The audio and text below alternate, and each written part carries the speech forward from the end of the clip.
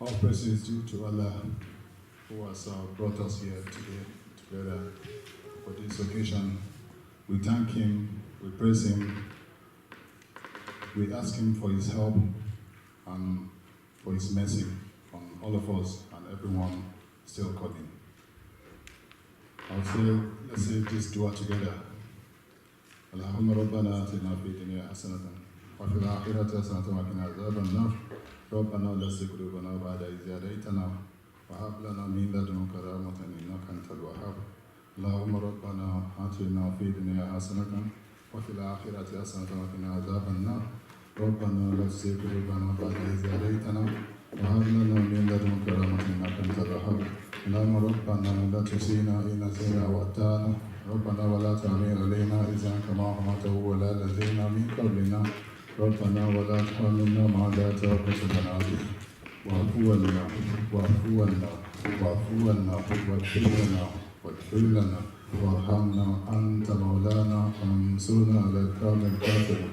اللهم إنك عفو كريم تحب العفو فاعف عنا. اللهم إنك عفو كريم تحب العفو فاعف عنا. اللهم إنك عفو كريم تحب العفو فاعف عنا. لا إله إلا أنت سبحانك إنا كنا من الظالمين. لا إله إلا أنت سبحانك إنا كنا من الظالمين. لا إله إلا أنت سبحانك إنا كنا من الظالمين. اللهم صل على سيدنا محمد صلاة تنجينا بها من جميع الأهوال والآفات وتقضي لنا بها من جميع الحاجات وتبتغنا بها عندك الدرجات وتبلغنا بها أقصى الدائرات من جميع الخيرات في الحياة وبعد الممات. اللهم صل وسلم على رحمته وبارك ويعقوب قسم دقيقتها لتصل ما كانت فمها معانا ونور أكوان المعتادين على المسابقة وبان وبركة السنة باسمها يأتي لكل متردد بالقول والأعوان ونور كلام الذي لا تبيك ولا فآيت برحمة مكان. اللهم صل وسلم على إنك الذي جلال من عروش أقوائك أين المعروف أكون صراطك وتام أسبابك. اللهم صل وسلم على طلحة الحق بالحق كنز العظام إفادة بنيك عليك يا أحمتنا من تصاوي صلى الله عليه وعلى آله صلاة تنفعنا بها. سبحانك رب العزة عما يصفون والسلام على المرسلين والحمد لله رب العالمين. سبحان الله.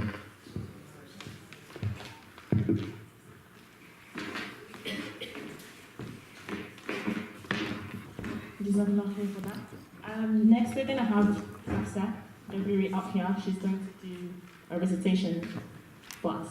Inshallah.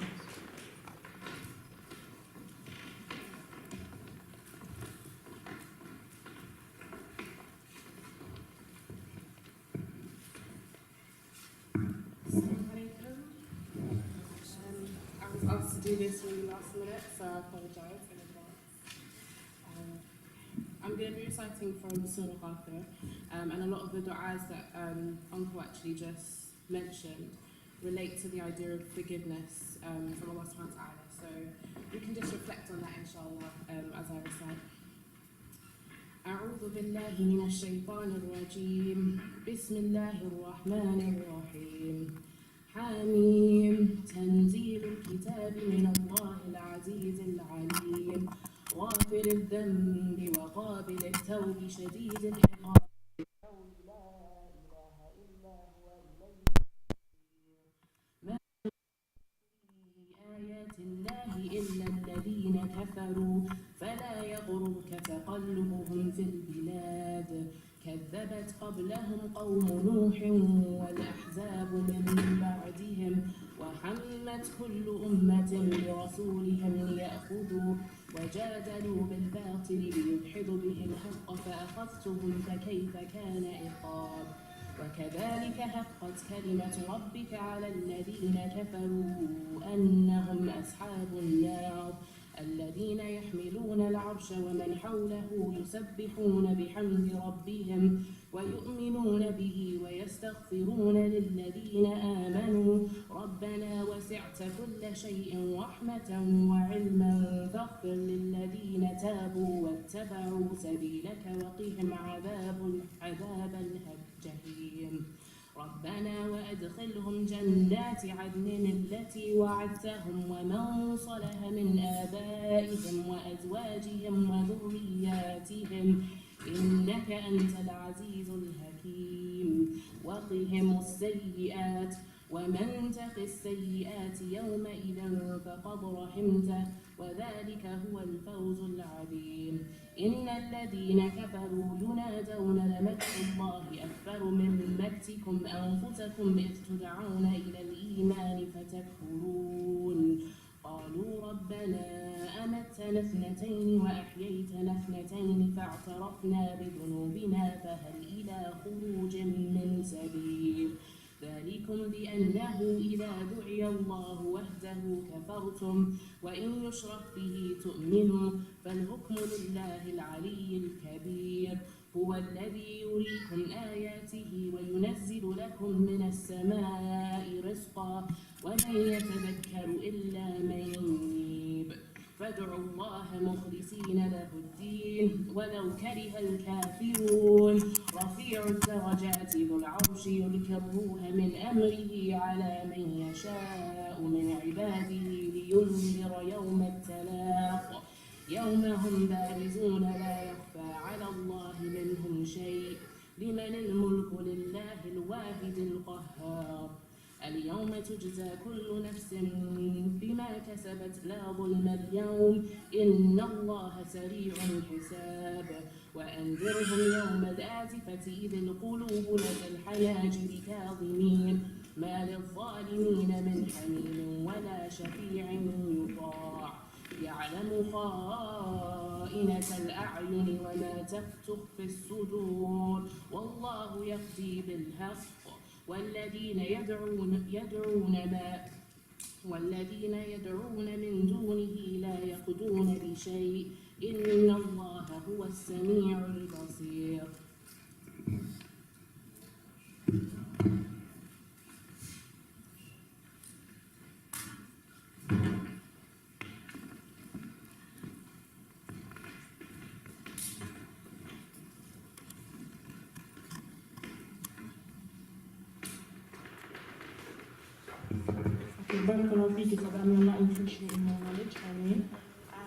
The next speaker we're going to have is one of the organizers of today, her name is Hajia Khadija Debiri. She'll be talking about, she'll be giving us an introduction into the event that's happening today. So, please.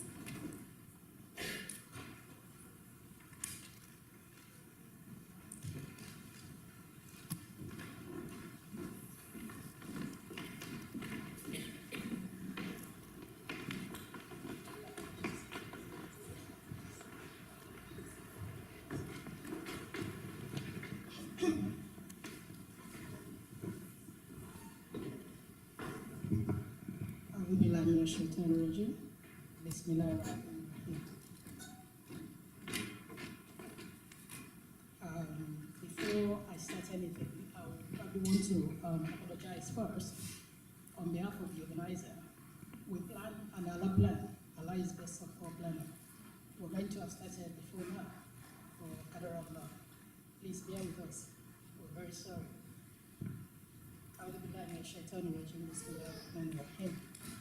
In the name of Allah, who is gracious and is merciful. All praise and thanks are due to Allah, the Lord of the worlds. May the peace and blessing of Allah be upon the Prophet, his household, the companions, and those who follow in his footsteps to the day of Yom Al-Qiyamah. Assalamu alaikum wa rahmatullahi wa barakatuh. On behalf of the Federation of Muslim Women Association UK, we welcome you to yet another edition of our youth conference. Alhamdulillah, it's one of our yearly programs, and it's one of our programs that we're really, really proud of. For those of us that are new to FOMWA event, I'll just briefly run you through the history of, not a long one, a very short one, history of FOMWA UK and what our missions are. The Federation of Muslim Women Association in the UK was inaugurated in 2013, and for all you know, it's a non-for-profit organization. So we all tried on voluntary donation, volunteers, and donation from families and friends, and all the sisters and brothers in the community. And our main mission, there are just two main missions that we have. And one of them is for us to support women and their families, the youth and children, working within the community to ensure that all women, especially women, are able to self-sufficient in terms of their knowledge and in their worldly life. But however, the other bit is for us to propagate Islam and use this avenue to develop ourselves spiritually. And because we know knowledge is very important for us, and one of the things that is lacking amidst us is knowledge about Islam. Yeah, and apart from that, we want to ensure that we are able to empower our women and the youth through education. So those are our objectives. However, having said that, we also engage in community development as well as humanitarian services. Wherever they need our help, we are always there. And we do our best as much as we can. Therefore, our program is just all around education, health, parenting, youth developmental program, just like the one we are having today, Dawa, and community development.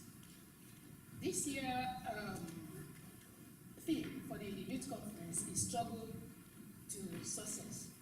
In my own opinion, I believe that for us to be able to be successful, we have to face this responsibility and challenges. And then we should remember that life is full of struggle. Life without struggle is life without success. That's the way I say it. So the key is we should keep trying and never give up. We shouldn't quit. That shouldn't be our next option because it's a very cheap way out. Allah said in the Holy Quran, Quran 90 verse 4, that certainly we created man to struggle.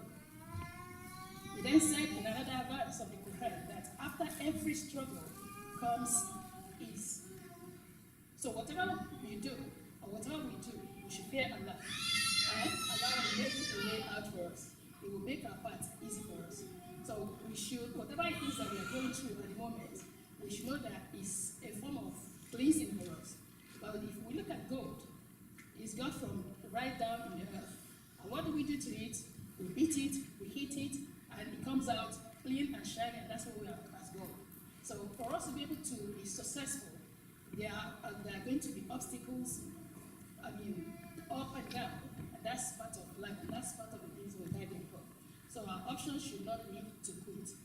So that's just a bit that I wouldn't want to say, because I wouldn't want to take much of our time. There are lots and lots of lectures that are going to come up to talk more about that. Before I conclude, I want to thank the youth, because they organize this program. It's by the youth, for the youth. They put in so much effort, and I pray Almighty Allah to crown all their efforts with success and bless them all abundantly. And then, lastly, I picked this quote up somewhere along the line when I was reading through, and it goes like this. I'm going to read from what I've written down because it's so long. It says, life can be hard and takes work. So achieving your goals can be hard and it takes work. You will get knocked back. There will be tears and moments of frustrations. Stay focused, be persistent, respect yourself and others. Never be afraid to admit fear. Never be afraid to ask for help. Never be afraid to admit your mistakes. Never fear the unknown. Anything can happen. It is a place that you can create. Just look for something that where you have to go and create something for yourself. Never stop dreaming. Never stop believing. Never fear stepping out of your comfort zone, for this is where progress is made and lessons are learned. Never fear change, but above all, never quit. So I hope you will take this on board. Think about it. May Almighty Allah make all our journey easy for us and grant all our efforts with success. Thank you all for coming. I hope you enjoyed the day. SALAAM.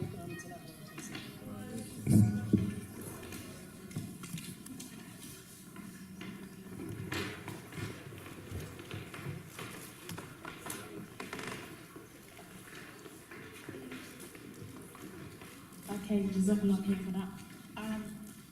Right, now we're actually about to start properly. All of this is just a taster, guys. So before we start, so Bismillahirrahmanirrahim. Inna alhamdulillah nahmaduhu wa nasta'inuhu wa nastaghfiruh wa na'udhu billahi min shururi anfusina wa min sayyiati a'malina. Man yahdihillahu fala mudilla lahu wa man yudlil fala hadiya lahu. Wa ashhadu an la ilaha illallah wahdahu la sharika lahu. Wa ashhadu anna Muhammadan 'abduhu wa rasuluh. Rabbi اشرح لي صدري ويسر لي امري واحلل عقدة من لساني يفقهوا قولي. So, I'm going to be your host today, guys. My name is Shakira. Nice to meet you all. Assalamu alaikum. Beautiful, mashallah. Okay, so what we're going to do now, we're actually going to have the youth mayor for Waltham. I think that's how you say it. Waltham. Yeah, that's what I said. Waltham Forest.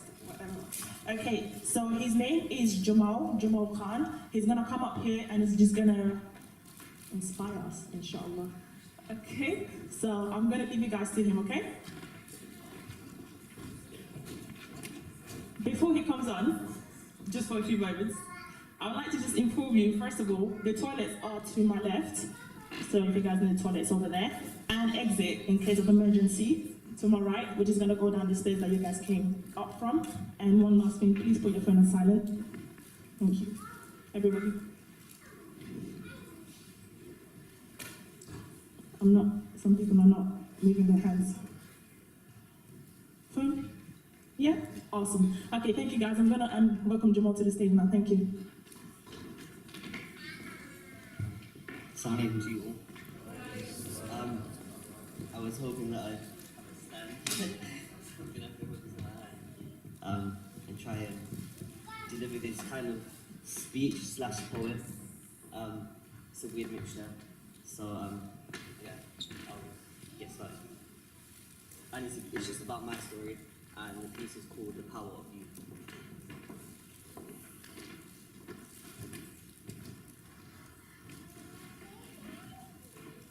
Nowadays, I treasure every high on this journey because I know exactly what it's like to feel stuck. To feel as though you are at the lowest point of your life and no one in this world bears a burden worse than yours. Because I myself was someone who believed that I was cursed. And when life introduced me to depression, things got worse. I refused to eat. I questioned the reason why I am alive. In my eyes, I was a burden to everyone who cared for me. Every painful memory, every bad moment in my life, all the flashbacks, all the trauma became so easy to recall. And death seemed to be the only end to all the misery in my life. But when the weight of everything I have experienced became too much to handle, I stretched out my hand to pick up a pen and write my way out of the nightmare I was living in. I gave my pain a purpose. I chose to not be a victim of my circumstances. Instead, I used it as my drive to inspire others, to show them that I can triumph above everything that tried to break me. And so can you. Because a scar is not the end of a story. A scar is a story to tell. And through telling my story, I realized that I healed myself. But the most important lesson I learned is that when you tell your own story, you heal everyone else who has dealt with the same struggles. You empower them with the ability to take ownership of their experiences and speak about them confidently, to be hopeful. Because within every one of us, there is a dream that is greater than our circumstances. And by striving to live this dream, we liberate ourselves from the shackles of doubt that try to convince us that we are anything less than great. So today, I stand here in front of you all as proof of the message that we are not defined by what has happened to us. We are defined by how we handle what has happened to us. And that is precisely what makes you, you. T.I. summed this up perfectly when he said, "Let me tell you how to measure a man. When his world starts to fall, see how tall he stands. It matters not how many times you fall down. What matters most is how many times you rise. Because mistakes build character, and character takes you places money cannot." And throughout my life, I've seen the truth in this statement, so I now know that what has taken me this far is who I am. and adversity has played a part in that. Because at the age of 15, when I was sent to prison, as I sat and shivered in the coldness of this prison cell, I reflected upon my life. I realized that I failed at everything I tried. I didn't achieve any GCSEs, I didn't even finish school. But if I told a poet, a colleague of mine, just Ori, I would know that these ends of my life were the start of my story. I would know that my current situation is not my final destination, that these failures made me who I am more than a success did. They made me resilient. Mistakes were life experiences that built my character. I learned how to make something out of nothing. I became even more determined. And just as Michael Jordan was not accepted into his high school basketball team because he couldn't dunk, just as Oprah Winfrey grew up in poverty as a victim of sexual abuse, just as Walt Disney was told that he lacked in creativity and good ideas, like them, I knew that my breakdown was preparing me for my breakthrough. And when your dreams are bigger than your reality, you always find a way to overcome the doubts that you hold within yourself and the doubts of everyone else. That is the process you must go through in order to discover your power, and suffering is inevitable. But I wouldn't have come this far without the people who invested in me, who believed in me at times where I doubted myself. And I cannot emphasize it enough, but the company you keep plays a part in who you become. We need people in our lives who are able to see beyond the labels that have been given to us. We can recognize the potential within every young person, because they have what 99% of people do not, and that is time. That is their potential. The youth will always win. So if we wish to be a part of their victory, if we wish to see a better future, we must invest in them. Whether it's financially or through mentoring, it all plays a part in who they become. Yes, we need to educate young people about the world around them, but most importantly, we need to educate them about the world within themselves, to understand who they are and the talents they hold. That is our individual responsibility, allowing them to realize their individuality, that they are special, and that the world wouldn't be complete without them.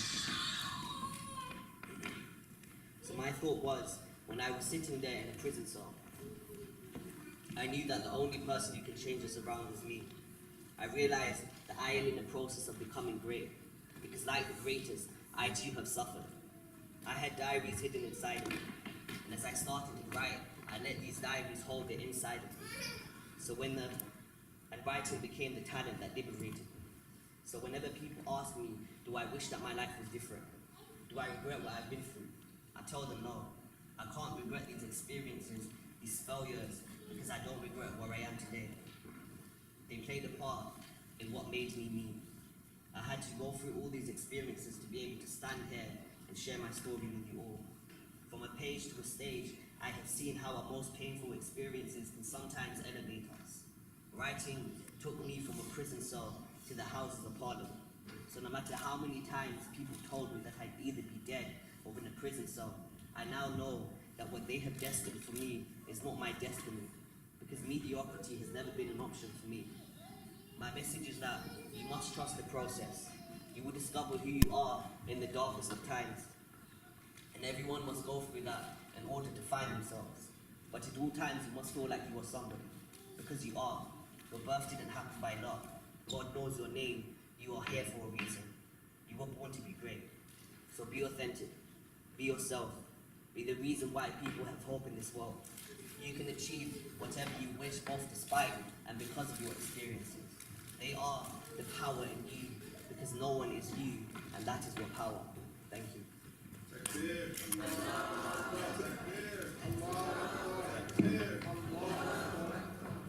Thank you so much, guys. Maybe I'll share a poem.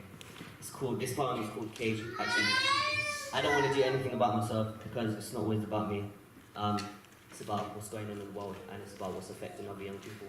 So I'm going to perform a poem about gun violence, which can be related to all sorts of violence. And it's called Confessions of a Weapon. Oh yeah, kind of a disclaimer. And this poem is not some sort of poem that it glorifies gun violence or anything. It's just a personification of a gun. So the gun is speaking basically. So you have to be wait towards the end to catch the message if you do catch the message. The Confessions of a Weapon. I bury hollow tips beneath the dirt and soil bodies hold. Bullets buried in tombstones are making love to semi-automatic rifles. I kiss pistols staring down my barrel, sodomize your fear. Every year, every month, every week, every day, every hour, every minute, every second I spit heats of metal. I thought slugs for a living, so forget children. I am what your child found hidden in daddy's drawer. I am the stainless steel that will leave more than a scar on your face because I am not your little friend. So don't try to pretend you don't know me. I am what these rappers talk about but have never held in their life. I am what the media does best to censor, but trust me, they love me. Now watch me. Watch me get fed lead and spit it back up. Watch me burn holes through clothes. Watch me put infinite creators into champion hoodies and corner store teams. Watch me flip that fitted cap off your head. Watch me be the reason you give up your possessions so easily. Can you see me? Hidden and concealed in the sagging jeans of a 7-year-old kid in downtown New Orleans. Can you see me? Underneath the car seats of a beat-up 7-year-old caprice. Can you see me being caressed by the death grips? Can you see me being caressed by the death grips of warfare throughout time? Can you see me being raped by the hands of police in every city? You say you know who I be, yet you mistake me for a warning. Can you see me in the trembling arms of a 7-year-old Palestinian kid because I'm a movie star? From TV shows to history books, images of my metal silhouettes pop up, but my body's purpose was not to paint pictures. I was made to paint bullseyes in between eyes. Every time we have another eye to eye, can you hear me? Spit shots of reality over hip-hop tracks, about to bust as my soul cocks back. Can you hear me give birth to silence? Can you hear me create the loudest silence you've ever heard in your life? Can you feel me? Pushed up against the back of your head, can you feel me? Shoved against the side of your temple, can you feel me? Jammed down your throat, with no intention to jam. As you tongue kiss my tip and feel my full clip, can you stop me? Can you stop me? Because I've been dying to stop killing since I was conceived by the hands of hate. Can you stop me? Because in between shots, all I seem to do is reminisce of the 60s and wish that I could go back to the days when hippies put majestic beauties of dandelion flowers down my mouth. Can you stop me? Because I am genocide. Lead and metal concealed in waterfalls from the eyes of mothers who lost children due to my clumsiness. I wish that I could go back. I wish that I could go back, take back each and every bullet, swallow these hollow tips and shells, forbid these bullets from ever tasting her son, abolish me from this earth, abolish me to the dirt. I no longer want to decide the destinies of people due to hateful and confused hands. These are not confessions of a weapon, this is me begging, me pleading for you to put me down. But that's for you to choose, because this hate that I, lead and metal speak of is not me. It's hate, mankind. It's you. Thank you. Thank you guys. So, just a quick announcement before I get off stage. I have my debut book being released in November, and it's basically the journal that I kept during my time in prison, which was actually the place where I started writing. So it's a collection of diary entries, short stories, and poems. I'm going to be publishing that in November. The launch event is taking place at the City Hall on November the 15th. So if you'd like me to send you the link, then you can just come up to me after the event and I'll send you the link to the event. Thank you so much.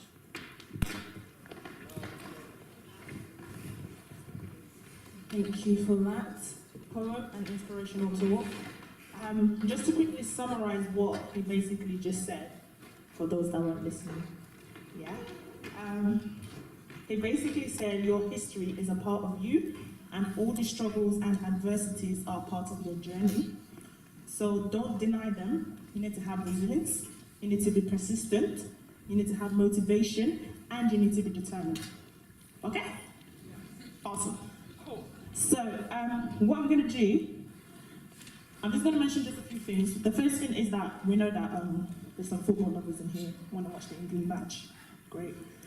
3 p.m. we're going to have like a short break so that you can kind of catch up on that. So we have you in mind, guys, just to let you know. Okay?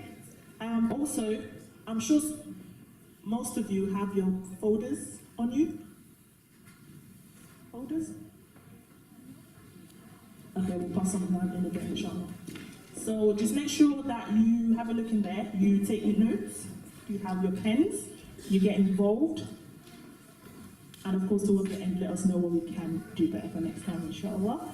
Now the next person I'm going to have up, she's going to be doing her workshop, is Auntie Yetunde Rafia Oladipo, who is a chartered HR professional and CEO of Safara Insights. And she'll be going through personal information, trial, and GDPR. I'm sure we all got that email. I did.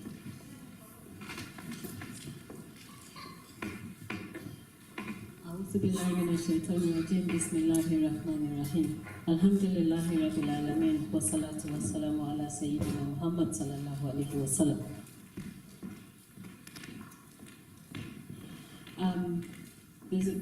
This is just a little bit about me. In my day job, I work as a recruitment business partner for digital and technology analytical posts for a large government department. I also volunteer with the Chartered Institute of Personnel and Development as the professional body for human resources in the UK. I sit on the council where we make decisions affecting about 150,000 people worldwide. I am also the chairperson for North London branch, which is the largest branch in London. As part of my membership advisor role, I go to universities to give lectures to undergraduate and postgraduate HR students. I also work with FOMWA UK. I have more than 25 years experience in HR at different levels. Today, I'm going to be talking about, the topic I've been given is personal information trail and GDPR. Personal information trail, so this is a workshop, so in as much as I'll be talking, asking questions, I also expect you to take part, please. So if you want to take part, say anything, please raise your hand so that we can ask you to speak. So does anybody know what personal information trail is, in a few words? Personal information trail. Yes?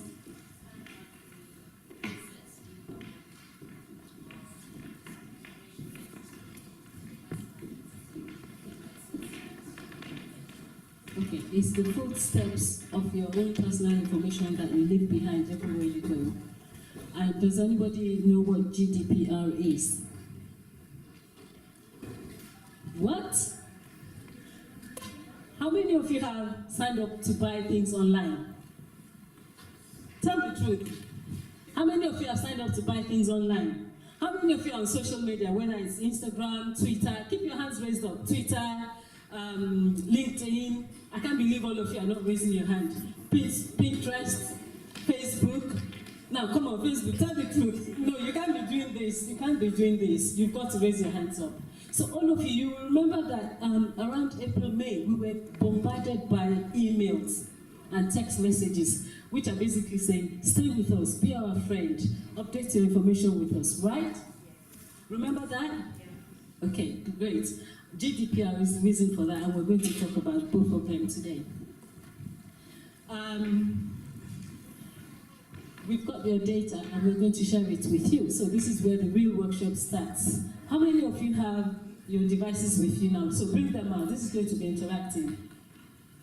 I told you earlier on that I work as a recruitment business partner for digital posts. I don't do the recruitment, but these are some of the things that I have learned while working with data specialists. And I'll show you how we have your data. You may not know it, but I will show you now where your data is. And if you are bold enough about the footprints, your digital footprints that you leave behind, I challenge you to pass your phone to somebody else. And let them do that. You're all noting. At this point, what we are going to do some exercises. This is not for the faint-hearted. There's no hiding place from Google. So we're going to do a short exercise. I have 5 questions coming up. Don't show the questions yet. I have 5 questions coming up. We have 1, 2, 3, 4, 5. Wait. Okay. The 5 questions that are coming up will have links to websites that I'm going to ask you to look at so that you can see the digital footprint that you have left behind ever since you started using the internet. And the reason that I wanted us to do this exercise is so that you know what you are leaving behind. Because you may think that the things you are doing in your youthful age will not catch up with you. They do, even if you delete them. Mr. Google has not deleted them. Those information that you have left there, they are still there, somewhere lurking in the archives, that anybody can dig there and hand into. And at your age, you need to be careful about what you do online. Because there are some employers there, when they're doing recruitment, they will check you out. Why? They do not want people who will bring their organization into disrepute, who have damaged their own personal information and then put that organization at risk. Employers will stay clear of that. They also do not want people who have been fraudulent. They also do not want people who abuse the system in any shape or form. And we will find out those things now. So you will find some people who are at the top of their career now, and then somebody will just bring out maybe a tweet that they shared in 2010. And you can see that person crashing down from being a CEO to jobless because of something that they have said in the past, or done in the past, or associated with in the past. This is why it is important for us to make sure that we keep a clean profile. Not only that, a lot of you now, when you finish your studies, you'll be applying for jobs. There will be a time when some employers, I don't say every employer does this, there will be a time when some employers start to look for a tiebreaker. When football season now, right? You know the stage now where the match is now. You get to a point after full time, what do you go into? Extra time. After extra time, what next? Guys, penalty shootout. So it's the same way that employers will use your personal data as a tiebreaker when it comes to recruitment. There's something called cyber vetting. Even if you did not tell them, you have already put out some information about you out there. And that's what would become the tiebreaker when it comes to recruitment in cyber vetting. Now, the questions. I'm going to ask the people on this side to do their own exercise on question 1. The people on this side, this bank of seats, to do question 2. The people on this side to do question 3. Yeah, question 3. You here, you will do question 4, and you will do question 5. Is that clear?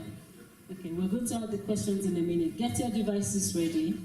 I don't think we have free Wi-Fi in this room, but if you do have Wi-Fi on your phone, we will use that. And then we'll give you like maybe 2 minutes to do that, 5 minutes to do that exercise. Sorry, I planned this exercise for you. But as I said, if you are bold enough to share to swap phones with other people, if you think that your digital footprint is super clean, I challenge you to swap your phone with somebody else. Okay, where have you been? So those of you on this side, answer question 1. Follow that link to question 1. Those of you on this side, follow that link. I didn't even tell you to do question 1. Where are you fighting already? Calm down, calm down. So question 1. Find out where you have been on Mr. Google. Question 2, find out what you have searched for following that link. And those of you that are doing question 3, use that link to find out all the apps that you have ever used. And those of you who are here, check out what you have viewed on YouTube. And my gentlemen here, if you're on Facebook, in fact, everybody who is on Facebook, try that question 5. You will be surprised at what you have left behind on Facebook. 5 minutes, and we will come back and check.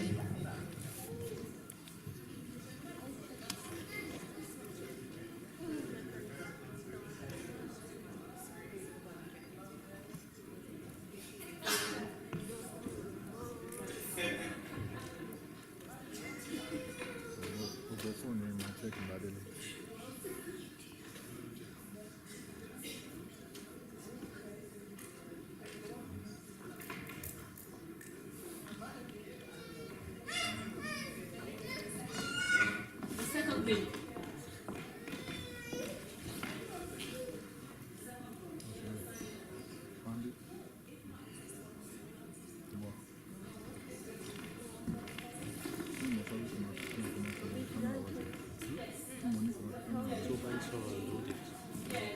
Second one, when you get to there, you have a screen that says my activity.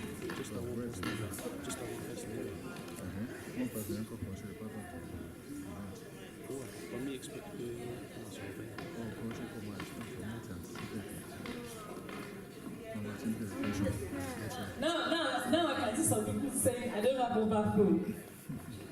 Because you're scared of what you will find, right?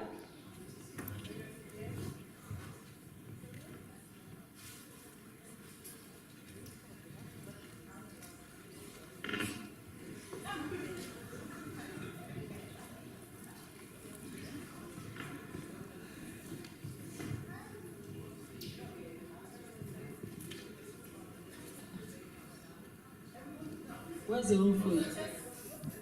You don't have a phone. Anybody wants to share what they have discovered so far? Be bold, come on. What have you found out about yourself?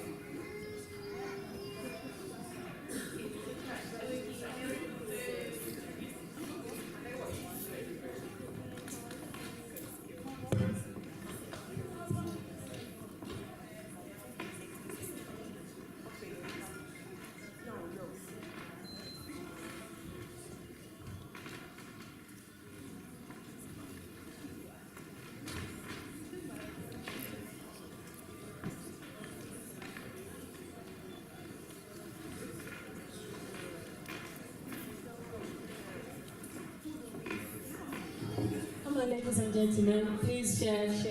What have you discovered? Yes? Sorry, do you mind going for the microphone, the cable will switch. I don't know how far it goes back to, but it's basically what you know, even if you use Google Maps, probably where you search for as well. So it's basically what I've been searching for on Google. The other day we had an away day at work, and I couldn't get directions to Natural History Museum, so it still come up, and I was searching for restaurants for my boss. That came up as well. And I searched for here today, and I think on Facebook, someone put something about, there was a question, and I couldn't remember it's the time of the Prophet ﷺ that I think, I wasn't sure who married two of his daughters before, so I went on Google to check it also that came up. And you found that too? Yes. Okay. So, yeah. Thank you. So anything that you have ever searched for, like, which question did you answer? Number 2. So whatever you have searched for, whether or not you have deleted them, you might have deleted them, but Mr. Google has archived them for you. So you can see it on your device. So if you search for, like our sister said, the things that she discovered there, the things that she has searched for many times, a long time ago, they are still there. Anybody else wants to share their own, what you discovered? Okay, I think we've had a sister, now can we have a brother? Come on, please don't keep me waiting, thank you. So if you do question number 1, the Google Maps, it kind of logs everywhere you've been over the last, I don't know, year or 2. So essentially everywhere you've ever been with your phone on, it'll log it essentially. What sort of things? If you go as far back as possible in the device, what was the first thing you discovered? Yeah? I don't know. I was in Bristol for 3 years or something like that. It's just information that you wouldn't think would be recorded. It's being recorded essentially. Information that you think have not been recorded has been recorded about you. So be careful what you search for, who you befriend, and how you use your microphone and your webcam. For me, personally, my microphone, sorry, can you go back? My microphone, I always turn it off. You know, on your device, there's that pinhole camera thing there. I've put Bluetooth on it. my TV at home, that camera thing, you know when you watch, what's it, Google Docs, you know they have a camera and they can see what's happening. I put Blue Tack on it. Because I don't want Big Brother, an unknown Big Brother, to be watching what I do, you know, how I spend my time. So, I'm really interested in what people have done for number 5. Anybody, sorry sister, you did raise your hand. Oh, blackout. It will come back on, inshallah. I wanted to ask a question. Because we found the answers to these questions by logging into our own accounts. So how come the employers or other people can log into our account and to check on our activities and stuff? Okay. The sister's question is that you found out all these things by logging into your own account. And the question is, how can employers find out these things? Now, employers will not log into your account. What they will do is put your name on the internet. Yeah? And that is how they will find out about you. So if you've been on holiday to Ibiza with your bikini and you post it on Facebook 10 years ago, and now you are going for a job as a director, and there are 2 of you at the same level, employers can sometimes be looking for, okay, what can we use as a tiebreaker? And that picture of a bikini, you in your bikini in Ibiza 20 years ago will come up. And they will say, actually, I'm not sure about this. Let's look at number 5 very quickly. Facebook. So most of us don't read the terms and conditions, we just kind of scroll through and then click OK. But in the terms and conditions, you agree to share this information as well. So that's why anyone can just do a search and have access to it. Exactly. And the terms and conditions we'll talk about very briefly when we talk about GDPR. In terms of social media, what is the minimum age? Sorry, okay, take a step back. How many of yours use WhatsApp? Okay, what is the minimum age for WhatsApp? If you read the terms and conditions, as our brother said, what is the minimum age to use WhatsApp? 15, 13, 16? 16? 16? No. What is it? 16. So if you have bought a phone for a younger person and they download WhatsApp and without reading the terms and conditions and then they click yes, that's their own negligence, not WhatsApp's fault. If people start to abuse the social media platforms, then the people there are therefore negligent rather than the social media platform itself. So be careful, is what we're saying here. Nobody has answered my question about number 5, Facebook. Okay, can you, if I ask one of you brothers here to open your Facebook, the link to that, the link to number 5, open your link to number 5. Can I have a sister here, open your link to number 5 and swap phones. Let's see what we will discover. Someone said, yeah.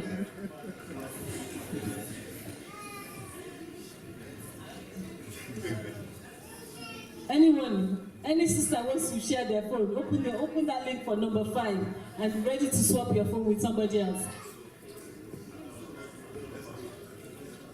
Okay. Wow, Allah Akbar, we have a brother here. No, you can't delete. Facebook will delete it very quickly. Okay. Can I have a sister, please? A sister who's bold to pass on their phone to somebody else after opening that number 5. Yeah. Okay. So, do you agree? Okay. Thank you. Please, sister, come. Sorry, this table is not long. She said, as long as I'm not getting divorced, I will be lying. Okay, now, sister, can I ask you to give us examples of the things you find on the brother's Facebook link there?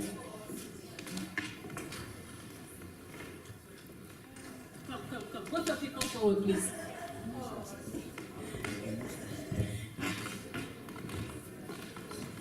This is why being something it's only like let's go to from there. Tell us the sort of questions you're asking. Okay, so the questions you have, you got what's public information, what happens to content, posts, pictures. No. So yeah, it's not bringing up. It's not bringing up. Oh, that's strange. Oh, that's a help center, help desk. Okay, it didn't work. Well, sorry, I did try. Maybe the link I gave you didn't work. But I hope that you all understand the reason why this is important, why we're doing this.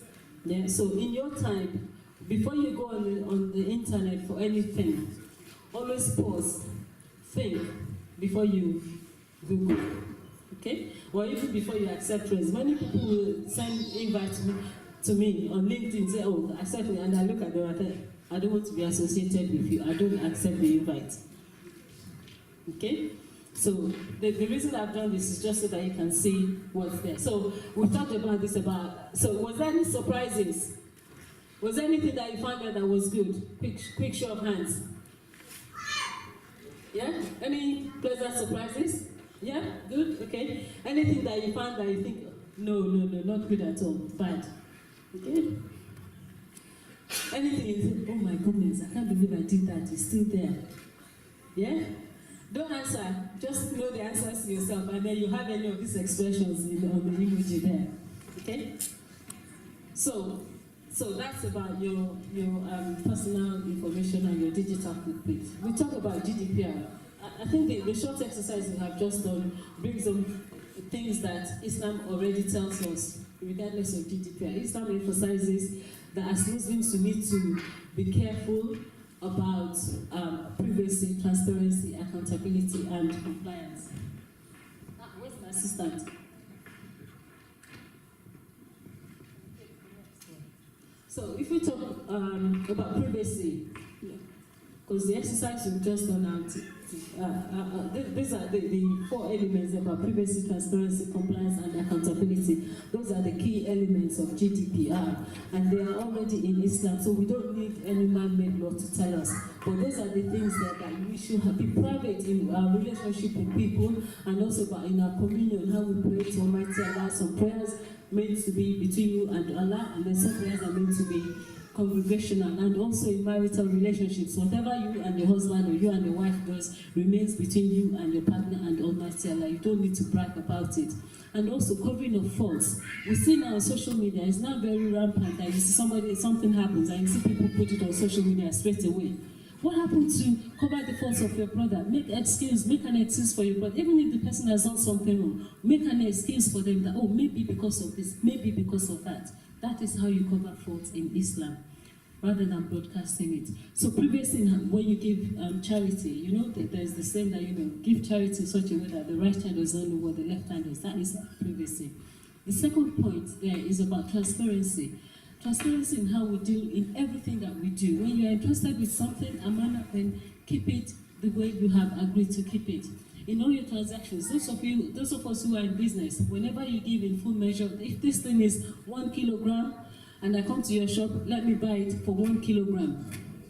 Don't reduce it, okay? And the third one is about accountability. So for us Muslims, accountability is related to our intentions to do something, as well as the actions that we actually carry out, because we know that on the Day of Judgment we will give account to Almighty Allah, and also for the human beings that Almighty Allah has created us with, and all the other creations that Allah has blessed us with, we have an amana to look after those things. We have a duty and obligation to look after those things the way Allah commands us. And also compliance in following the command of Almighty Allah and the Sunnah of Prophet Muhammad sallallahu alaihi wasallam. Compliance in following the law of where we are. Our brother mentioned earlier on about terms and conditions. If you are signed up to something, follow it. If you are signed up to go to school, be at school, attend your classes, then do that. If you have signed up to be an undergraduate in an institution or you work for an employer, obey the law of that place, obey the constituted authority, and avoid corruption. And then, we have compliance in leading and ruling with truth and justice. So those are the emphasis of Islam. Okay, so the human side of data protection. From the exercise that we have seen now, we've seen some, I hope that we have all learned some things there about, for example, about being trustworthy.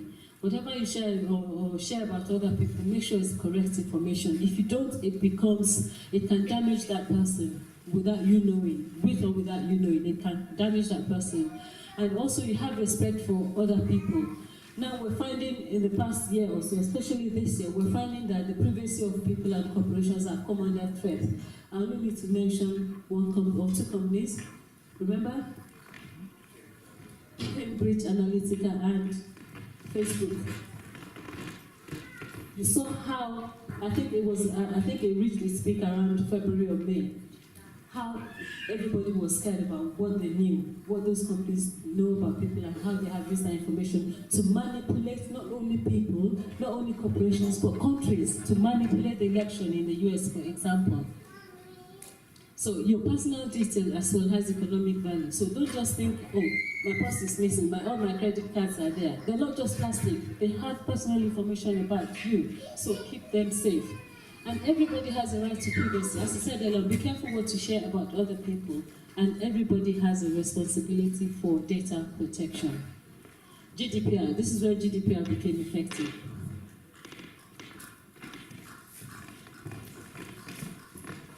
So this is, because of time, I won't go into everything in detail, but this is what GDPR is all about.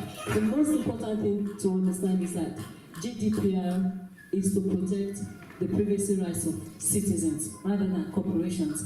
And that is why, if you remember, in April to May, companies were sending you emails because they know that it is about you. The data is about you. The protection is about you. Data protection is about you rather than them. And they need to prove to the government that they are compliant, that they have asked you before they did anything with your information. So it's about people, it's about protecting people, because the examples of Facebook and Cambridge Analytica we mentioned, although those are corporations, but they have misused the information they held about you. That's why GDPR specifically asks companies to find out from their users and their customers and their clients the information you want us to keep about you. This is how we're going to use that information. You have the right to say you don't want us to use that information. You have the right to erasure. We will come back to that in a minute. Okay. So what's new about GDPR? Those of you, is anyone here who knows about Data Protection Act 1998? Yes. So for those of you who do, this is how GDPR differs from the Data Protection Act that we had before. It gives more rights, as I said, more rights to you as individuals. It gives more accountability to organizations, but there's also more transparency. That is why we were bombarded with those emails and text messages. In a nutshell, these are the rights that GDPR gives you as citizens. The right to be informed. So this is a right to be informed about how the information they hold about you, how they're going to use it, and your right to access. Previously, we had subject access requests. So this is your right to ask all the information that they have about you, whether that's on paper or anything. The reason I'm saying this is that as young people, you may not know these things, but we want you to be aware of what your rights are when it comes to this. So you also have a right to rectification. If you find, for example, from the exercise you just did, if you find that there's something there that is incorrect about you, you have a right to go back to the owner of that site to say, look, I want you to correct this and that because it is not me, and you have associated wrong information to me. So you have a right to do that.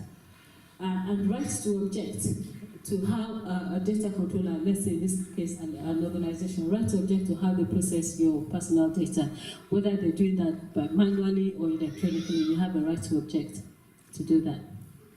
And rights to restrict processing. Now this is very important because I know that in some organizations they use processing. The way they have formulas written in there about how they process information, and then they put people in profile. Oh, these are the ethnic minorities, these are the black Africans, these are the Arabs, these are the Muslims, these are the Christians, these are the Jews, these are the orange people, these are the green people. And they start to make decisions on that. You have a right to tell them not to process your information that way. But companies also have a right to say, look, we need this for legal reasons. For example, NHS needs to know in order to be able to design their services. But I'm saying all of these things to you. You know, we've had stop and start, etc. If you don't know your rights, then you won't know what to do. And also right to be forgotten. Now, this is new because of the cases that we've mentioned before. But the problem now is not every employer know how to do this yet. So, although it gives you the right to be forgotten, to go to Facebook and say, delete everything about me, Facebook will say, okay, we will do that. But the truth is, they don't know yet how to do this because your information trail, from the example we've just done, can go back to 1900 and 1400 and something. So there is still a problem there, but it's just for you to be aware of what goes on with your information. And also right to portability. It's about transferring your information everywhere. And right to object to automated decision making. This is similar to what we said about number 5. Okay? So in a nutshell, I know people are here who have done GDPR training with me for maybe, it took about half a day, but I've just gone through this for you to understand what your rights are as citizens, about how your information is handled, processed in any shape or form by different companies and social media that you use. Okay? So that's that for me. So any questions, comments, or I think now that you have found out about GDPR and also about your digital footprint, if I can ask some of you to now tell me, for example, what are the things you want to do differently as a result of what you have learned today. Okay, come on. I can hear a pin drop. Yes?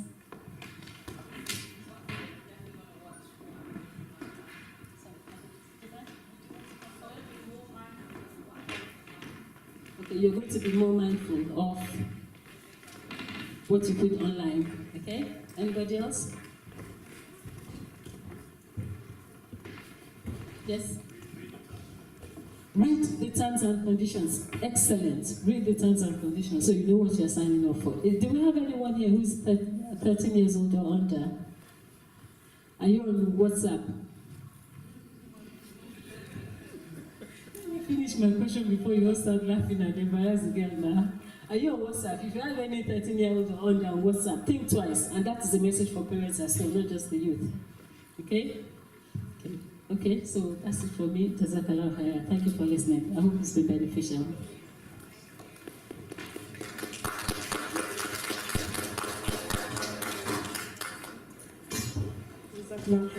I hope you guys found that quite beneficial, especially the young people in this room. Yeah.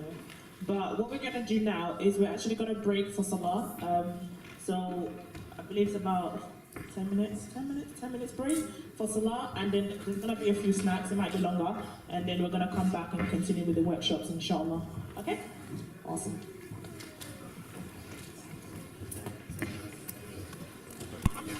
Assalamu alaikum. I'm sure you know how to answer now. Okay. Welcome back from Salah, and as you are enjoying your snacks, we need to move ahead with the program. Our next speaker is going to talk about developing emotional resilience and self-care from the prophetic stories. And I'd like us to welcome Suad Kamaldeen. She's a writer and a chemical engineer graduate. I'm engineering background. There's quite a lot of them on the program today. Hello, Shanikua. Assalamu alaikum, everyone. Today I'm going to be speaking on emotional resilience and self-care. So what comes to mind when you hear the phrase? What comes to mind when you hear the phrase emotional resilience? Okay. All right.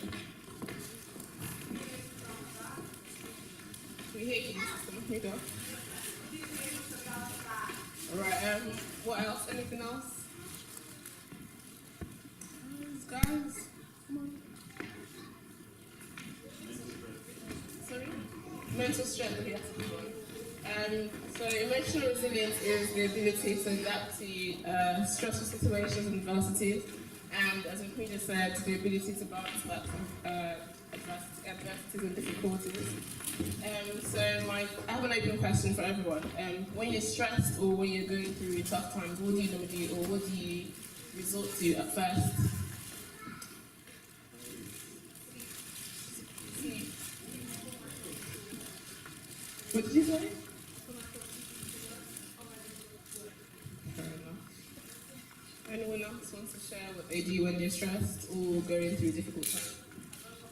Okay,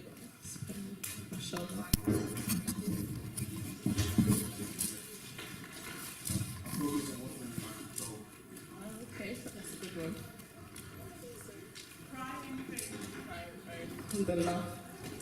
So basically, today I'm going to share the characteristics of emotional resilient people and ways in which you can develop emotional resilience. So emotionally resilient people usually are able to identify what and how they're feeling, and because they're able to identify what and how they're feeling, they're able to express themselves. Also, emotionally resilient people are able to, they're able to exert the skill or the trait of sabr. So not just patience, but perseverance, and knowing that whilst you're being patient and whilst you're persevering, you're able to take action.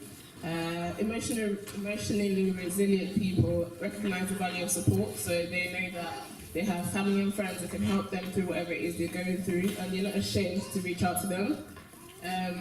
They're also able to understand the concept of perspective. So, for example, you're able to separate yourself from the situation you're going through and take responsibility for your action and do what you can do to learn from your mistakes. There are several ways in which you can develop emotional resilience. The first one I would like to share, which I think is very important, is being able to internalize the fact that you're separate from the cause of your suffering. So, for example, if you had a good job and you lost your job, you're able to allow yourself to realize that you've lost your job, but you're not the cause of losing your job. So if you're able to internalize the fact that there's a difference between you and the cause of your suffering, you're able to decide on the next best action to take. Whereas if you can't separate yourself from the cause of your suffering, you probably call yourself a failure, and there'll be no motivation to do work or take any extra step. Another way to develop emotional resilience is to cultivate self-awareness. So basically being able to pay attention to your feelings, because that would help you know what you're feeling and how to express yourself.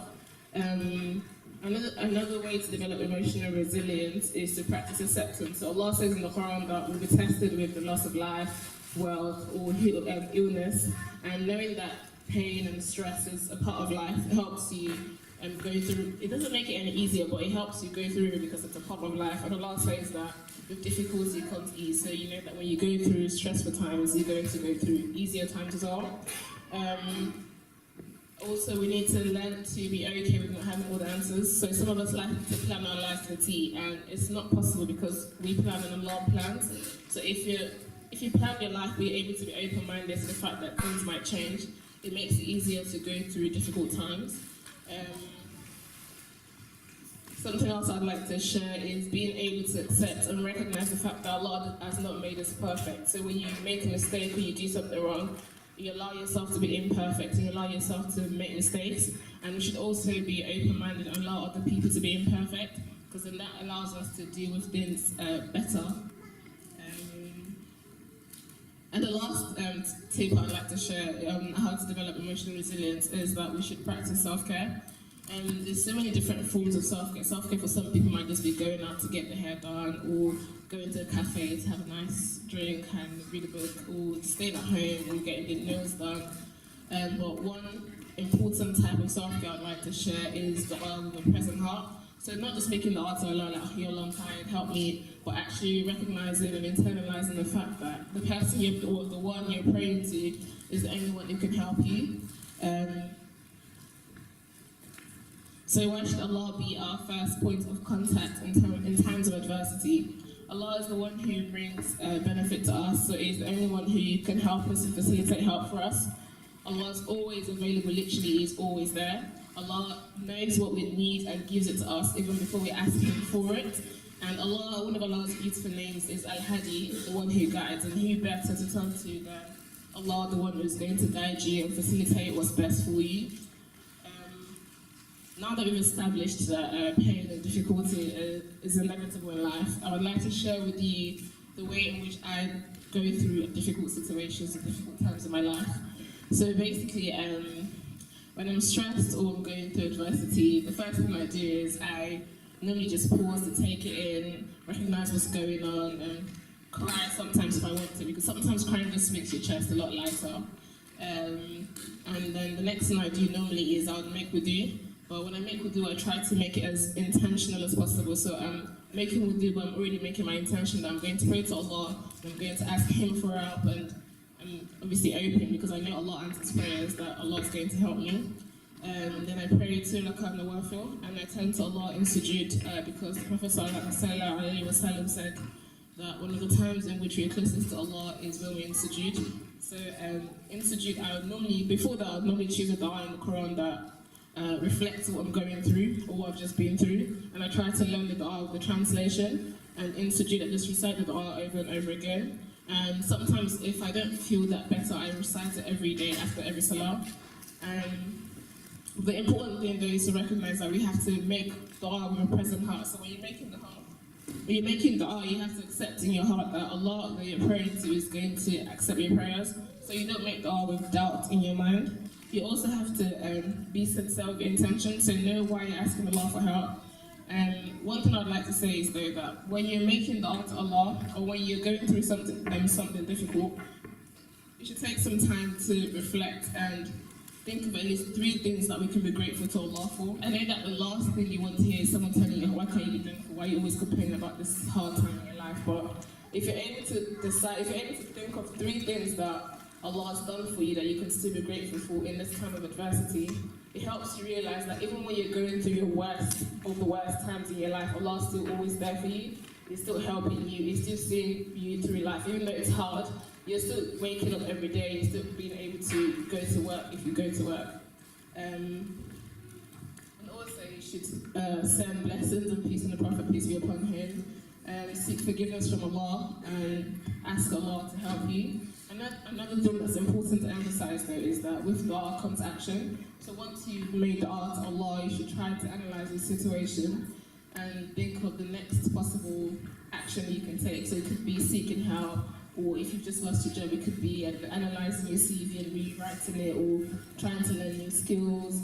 It could be having to confront someone who's done something you don't like, because confrontations is also a form of self-care. And sometimes we have like toxic people in our lives, and they do things that really like irritate us or irk us, and we feel like, I need to address this, but you're scared. So one of the times we can do this is after we've made dua to Allah to help us, we can go on to do this thing. And then we should pray istikhara and do it. I recognise that this might not be the easy way. This might not be easy for everyone. So you could make dua, you could pray with a present mind.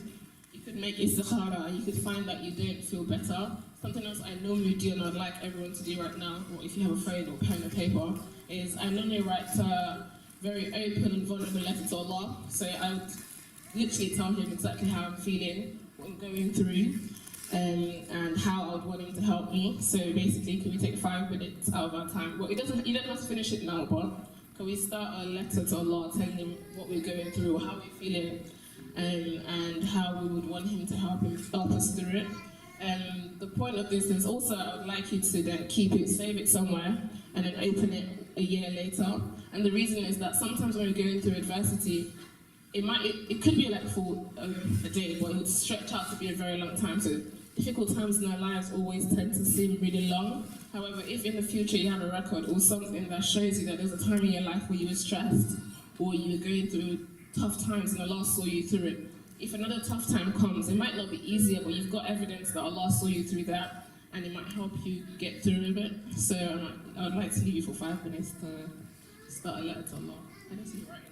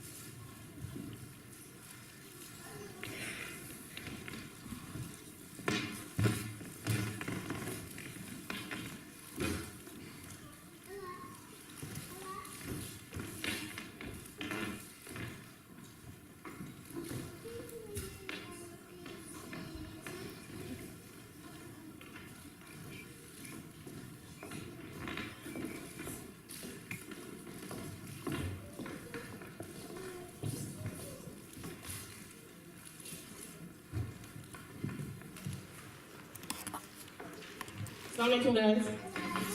How's it going? I hope you found that, good. If we can we please try to finish our letter to Allah at home and keep it and open it sometime to help us remind us when we're going through difficult times. The second part of this is really short, so the prophets, peace be upon them, have faced some of the most difficult times in their lives. And I'd like to share Prophet's, peace be upon him, and Prophet Musa, and adversity that he faced and how he dealt with it. This is not to relate to anyone's problems and tell them that their problems are not big enough, but to help you to learn from them and try to implement that in your life. So in Surah Taha, verse 24, Allah says to Prophet Musa, go to Fir'aun, for he has transgressed. And the backstory to this is that Prophet Musa ﷺ was raised in the palace. So he was raised by Fir'aun's family. And Fir'aun is known as a tyrant who would literally do anything to anyone. And he's claimed himself as Allah, or as the Lord. And Allah wanted Prophet Musa to go to Fir'aun and tell him that there's God and he should turn to Allah. When Allah told Prophet Musa ﷺ to go to Fir'aun, it was nervous and it was afraid. But the one thing which I'd like you to take away from this is that it didn't say, oh yeah, Allah, I'm afraid I can't do this, I haven't got the skills, so I'm not going. The first thing he did was he turned to Allah and he made dua. So he said, oh my Lord, open for me my chest and ease my task for me, and make loose the knots from my tongue, that they understand my speech, and appoint for me a helper for my family, Harun, my brother, increase my strength with him, and let him share my task, that we may glorify you much and remember you much. Verily, you are of us ever well seer. Prophet Musa was nervous, but he found security in God. He knew that Allah, who has asked him to do this thing, would not leave him by himself. He knew that Allah, who has asked him to go on this mission, was going to give him the skills that he needed to achieve this.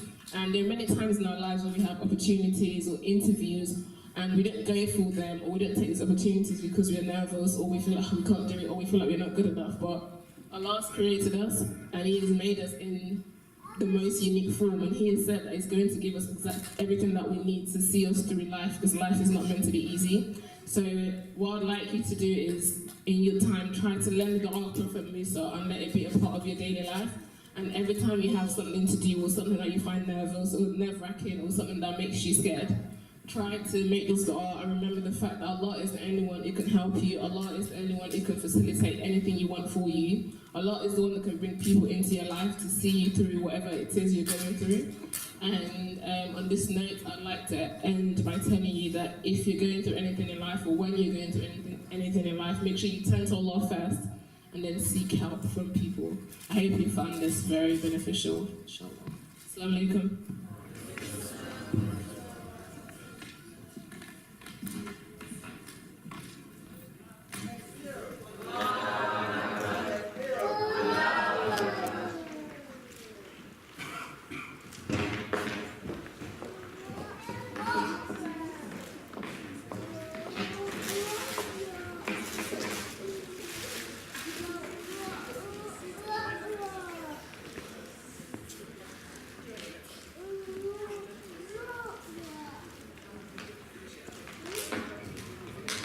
Thank you for that, sister. May Allah reward you greatly. And the next speaker is going to be Fatima Wobi. She'll be talking about Muslim Mind Hack, how to get your goals back on track. And she is a public health researcher. May we please have her on stage. Thank you.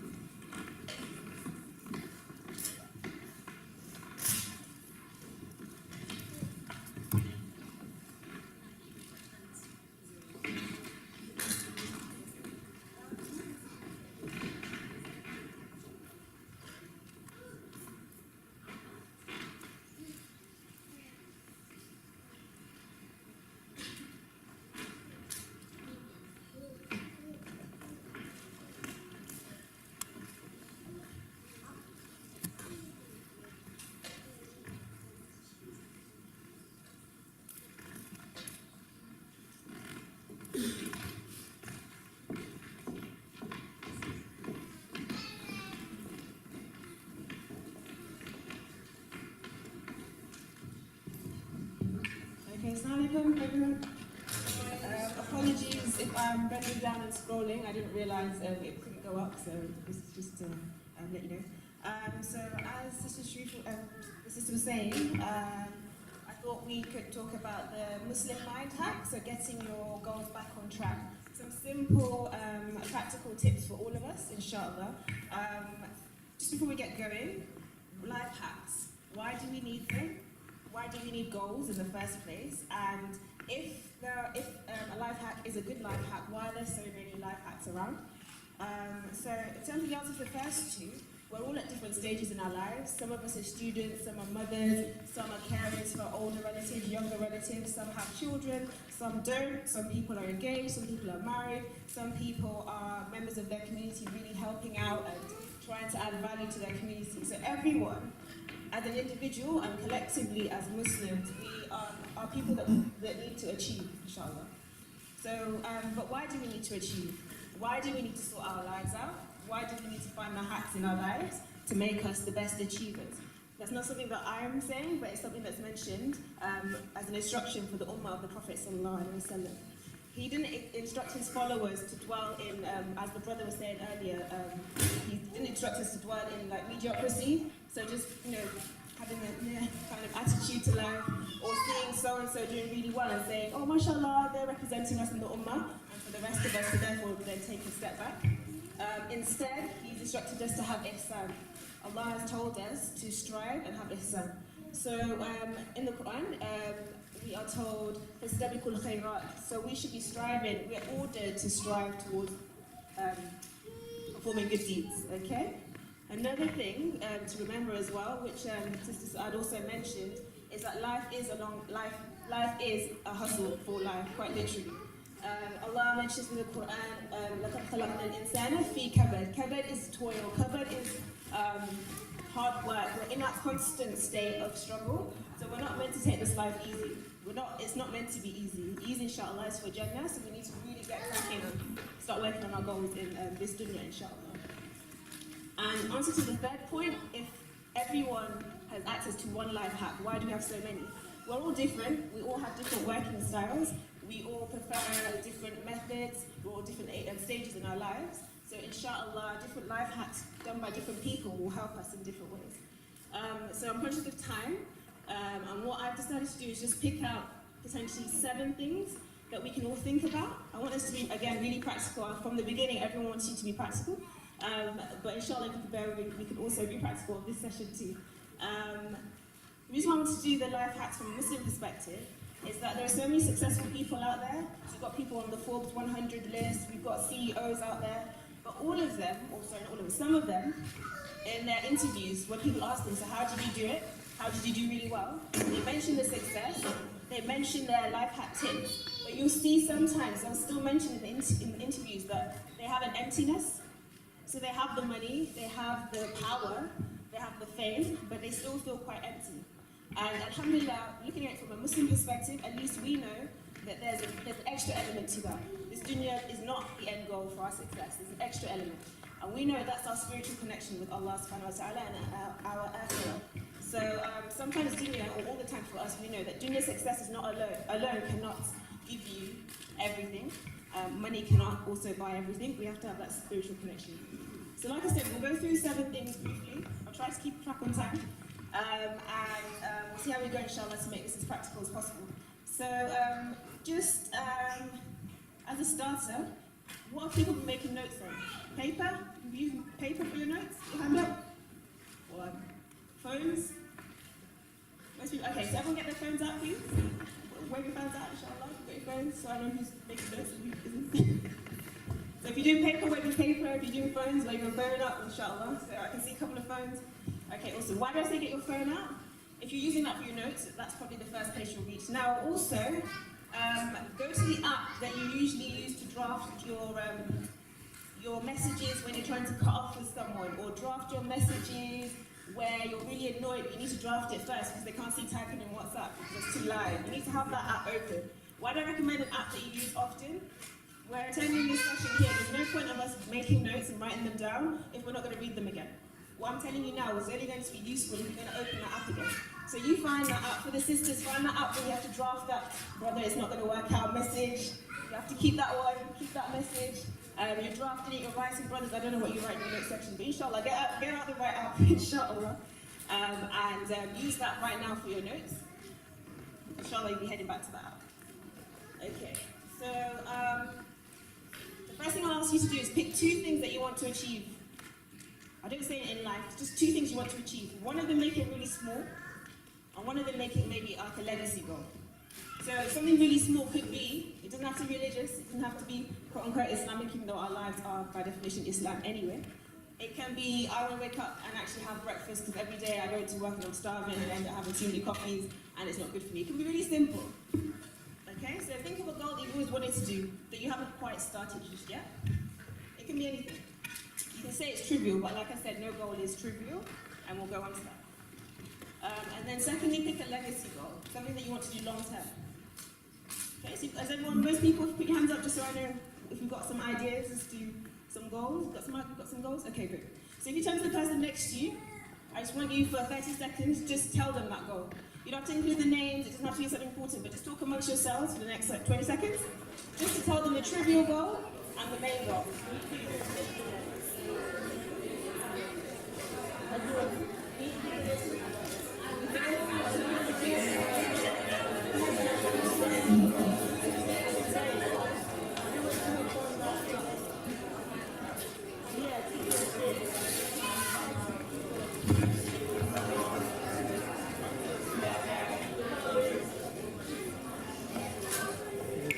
Okay, so since there's a lot of chatter, so alhamdulillah, you told someone somewhere near you about your goal. Okay? So just as a volunteer, can I have a volunteer to someone to tell me their trivial goal? I'm saying trivial in inverted commas. Like I said, all goals are important. So you've got a volunteer to let me know the trivial goal that they've got. Any goal? If it's not just have to be trivial, I'm saying smaller. Let me take the word trivial out. Smaller goals? Yeah? You want to spend your commute reading. Okay, that's great. So we've got a small goal. Might be bigger for you, but shall use that as your small goal. Anyone got a bigger goal at the back? You want to get closer to Allah. Okay, sorry, Fozia. Just get closer to Allah, you know? Reading, commuting, closer to Allah. So, okay, so we've got 2 goals here. Inshallah, if you don't mind, we might use a few of those examples if you need them.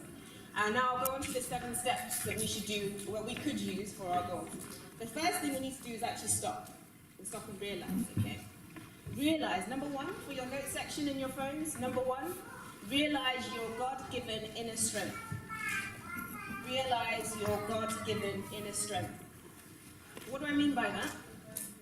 It's a bit of an odd one actually to say that we have to realize our strength and the blessing that Allah subhanahu wa ta'ala has given us, but without that acknowledgement we won't actually be able to empower ourselves.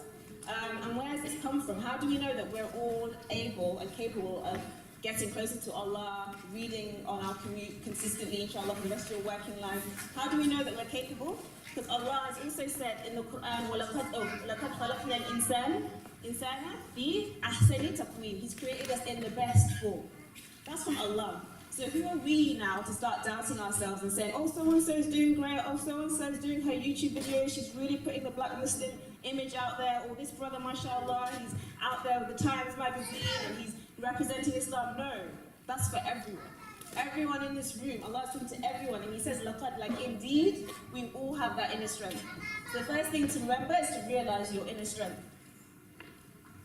The next thing I want to mention, still part of the first point, realize your small goals are what's going to help you reach your big goals. So for example, for those years it's commuting, mine can be really small. Let me take my breakfast example. If I start managing the way I have my breakfast and get my breakfast right, consistently and continually, it will show me that I can have a goal, I can achieve it, and I can keep it going. That will do wonders for your confidence. It will do wonders to reaffirm what we just said, that we're created in the best forms and we can achieve anything. So if I can sort my breakfast out, then why can't I sort other things in my life out? For example, so start small and build yourself up, inshallah. Okay, so the second point is upgrade your du'as for your goals, okay? So as you've heard today, you've realized, so others have mentioned the importance of du'a. Don't only pray for things that you feel you are capable of. You are praying to the Lord of time, the Lord of success, the Lord of the heavens and the earth. He can literally do anything. So forget that phrase when everyone's like, oh, you can achieve your goals, you can do whatever you want. Allah can literally do anything. So, can someone give an example? Let's go back to the sister. You said getting closer to Allah, right? Alhamdulillah. So, don't have a more, wrong word, a tangible one, like a different goal. Anyone got, okay, sister? Yeah, sorry. Okay, sister wants to change her job to maintain work-life balance, brothers? Wants to read the Quran more, okay. Let me give you an example how you can upgrade you. Let's upgrade you in halal way. Let's upgrade you, okay? Let's upgrade this dua. Sister wants to change her job, inshallah, to have work-life balance. Upgrade it so your du'as kind of make you tingle when you make them. They almost feel out of your reach. Sister, if you're making that dua, inshallah, if you say, Allah, help me to get a job that will create the perfect work-life balance, that will make me feel calm and peaceful at home, that will have a job that I'll enjoy the commute, I'll enjoy my new work colleagues, who inshallah maybe in future will enter the fold of Islam through seeing me in their workplace, for example, and to be an ambassador to Islam without even wanting to be. So can you see it's the same dua, but you've added elements. You think, okay, maybe I don't have that confidence at work. However, Allah can control that. You're making dua to the Lord of the world. Allah can control that. The brother, your dua was to read more Quran. Maybe you've got an amount in mind. But inshallah, make dua that Allah makes you someone who not only can read it, but can read it well, with the tajweed that we need. And also to be able to maybe share it with your brothers, you know. Or maybe even not just read it, also read it and then memorize it in the future. Right now you might not be able to visualize that, but that's for Allah to deal with. So can you see how we need to all upgrade our du'as, inshallah? Make it something that you think is a bit too much for you, but those things are never too much for Allah. Because of time, I'm going to rush through these, okay? Third one, seek out the right girlfriends, okay? Seek out the right girlfriends. As we know, we don't live in isolation. Alhamdulillah, in this room, I think there's so many sisters who have achieved. You'll see them on the panel later as well, brothers and sisters. Seek out people who've done something similar to you and ask them directly. So, example, I always had fitness and sports goals. So I went online and I asked someone that I used to follow online, how do they do X, Y, Z? Like, ask them specific questions, and you'll be surprised. People that you think you can't get hold of, if they see a direct question from you, they will respond because they can see that tenacity, they can see that energy that you want to improve. So find those people around you. I'll quickly skip over to the next one, which sounds similar, but it's number 4 is be around the right people. It's slightly different to having girlfriends. If we are around the right people, it will help us to develop our goals, okay? So how many of us have had those late night conversations with our friends where we're thinking of all these great business ideas, all these great ideas of how we can achieve things in life, and we're just sitting, we're talking, we're like, oh, why hasn't someone invented this by now? It would have been so easy for it to invent and make a lot of money. Or maybe it's something that you want the Ummah to do. Wouldn't that be a really great idea for the Ummah? If you have those ideas, has anyone had those conversations? I've had those conversations, a couple of people, okay. Now, raise your hand if you started putting a plan towards that dream that you started to think about. Great. 1, 2, 3, 4, 5, 6, 7, 8, 9, 10, 11 people. This should be for everyone. If you had that conversation with your friends about something new that you wanted to achieve, we should all be on that path right now, based on the things that I mentioned before, inshallah.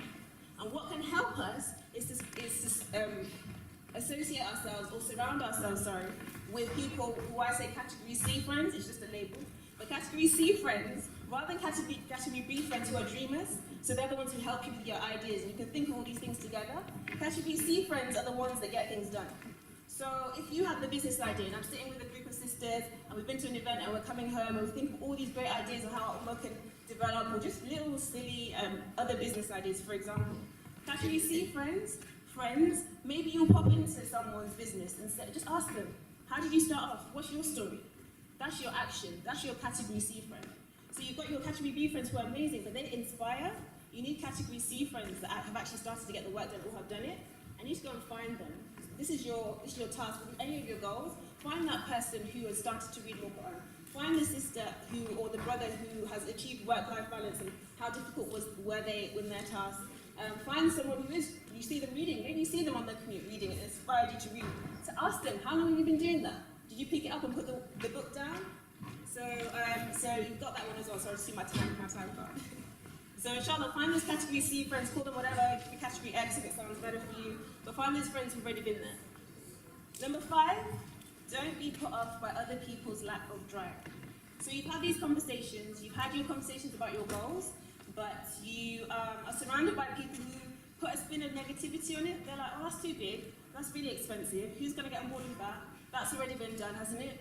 And you kind of have that idea, meet someone, and they kind of put a down on your goal, or they tell you it's too difficult. And sometimes they're not doing it intentionally, they're just doing it simply because it's just come out as a phrase, but they're not trying to put you down.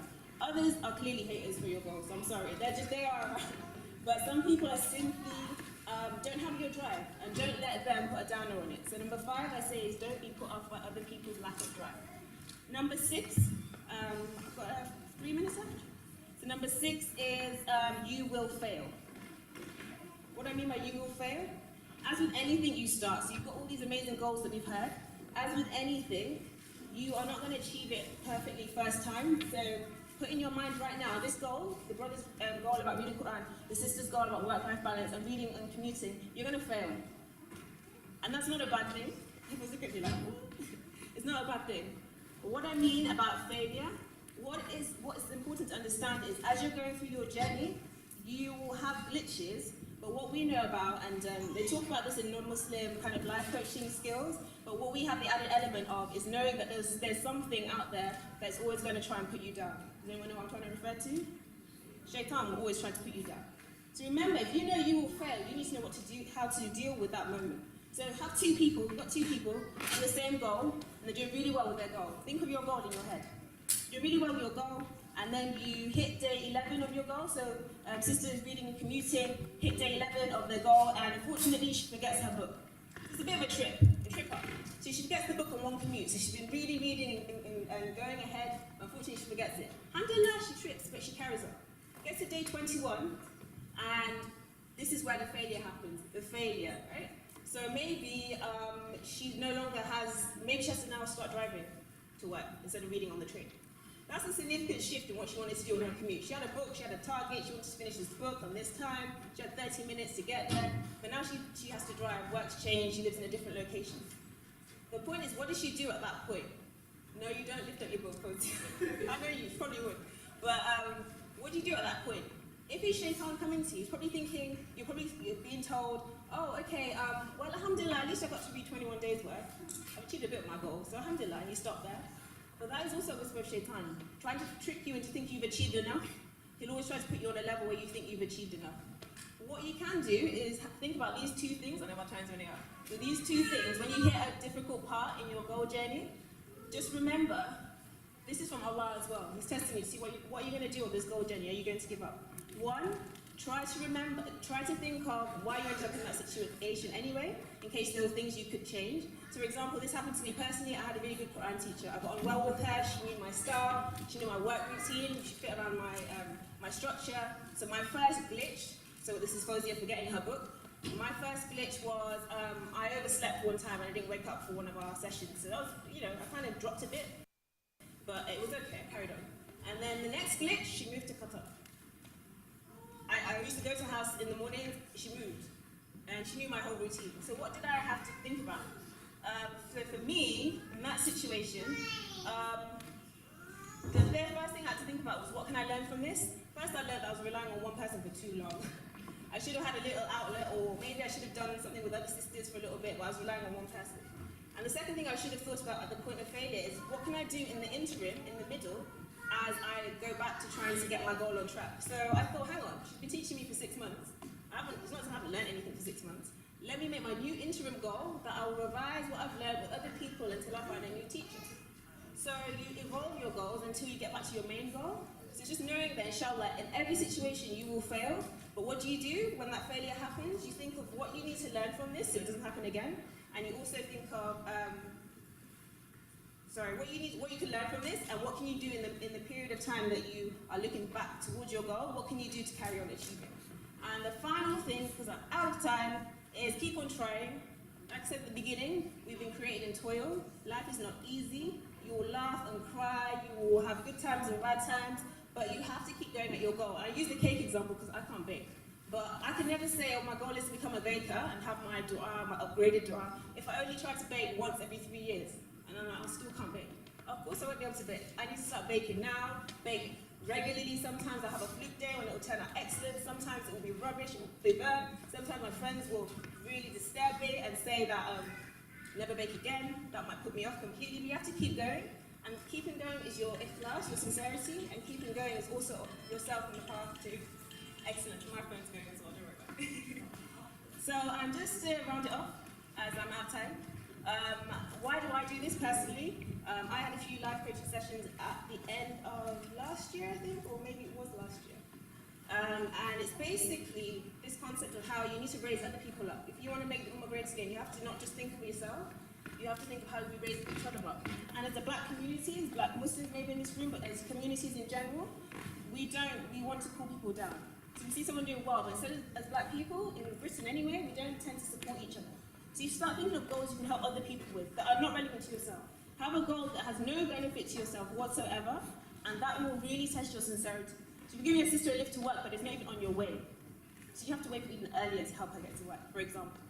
So really think of how you can impact on someone's life. I'm not saying helping her on the way is a bad thing, but if you want to test your sincerity, do something that really puts you out of your way for no reason, but you're doing that because you want to help her, and inshallah make the Ummah great again. Just as a disclaimer, everything I mentioned is all available, it's all around, I don't own any of it, but it's just things that have helped me in my life journey, and I hope these 7 points, inshallah, will help all of us. For those who shared that knowledge with me, who are non-Muslim, please make dua that Allah guides them to follow Islam, inshallah. And also for those who are Muslim, please make dua that Allah put barakah in their time with their goals, that we can continue helping other people, inshallah. Jazakallah khair for your time. Assalamu alaikum.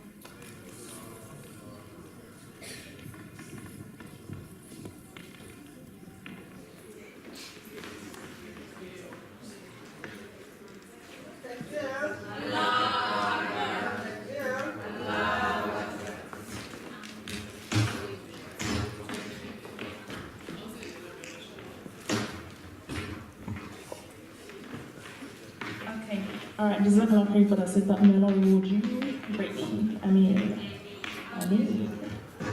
Okay, so there's been a few changes to the schedule.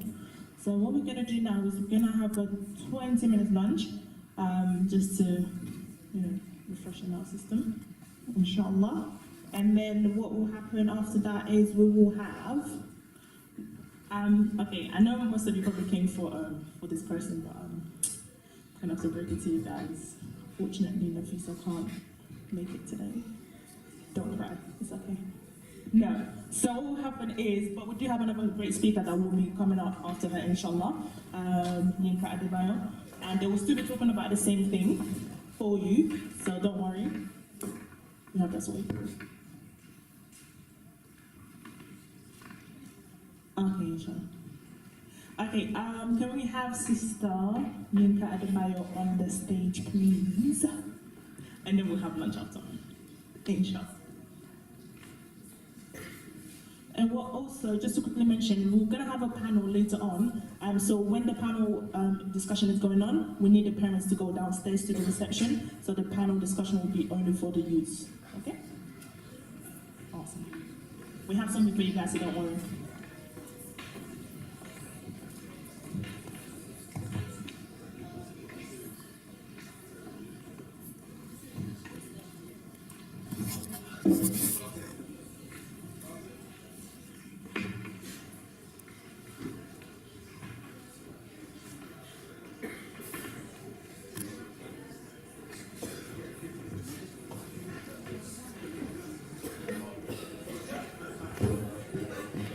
While we're waiting for our sister to step in, just to let you know what happened with Sister Nafisa yesterday. Last night emailed us to say, oh, sorry, she can't make it, she wasn't feeling well. So we had to quickly go to our contingency plan. And alhamdulillah, Sister Yinka stepped in at very short notice. And then this morning, Sister Nafisa said, oh, she can make it. So she's on her way, and now we've been told now that she can't make it. So these things do happen, but alhamdulillah, in all conditions. So I'm very grateful that Sister Yinka Adebayo has agreed to step in at such a short notice. So we'll just give her a few minutes to set up her computer. Be nice to her as you have been nice to all the other speakers. Thank you. And once she finishes, we're going to have a short minute break, 20-minute break, for lunch. And then we know that there are a number of parents around this afternoon, alhamdulillah. And while the youth panel discussion is going on, we're going to have a workshop for parents as well to happen simultaneously.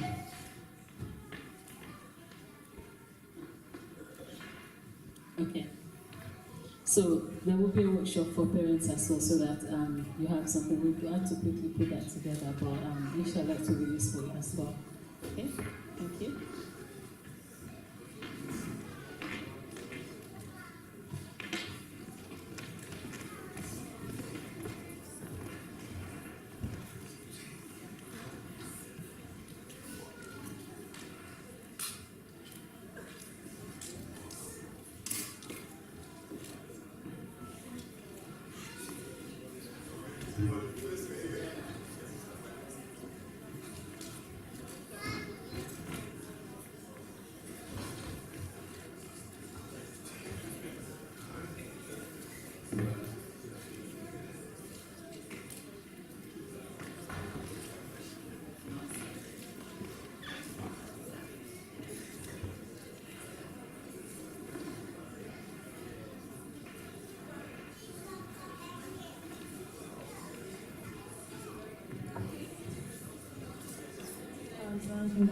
So,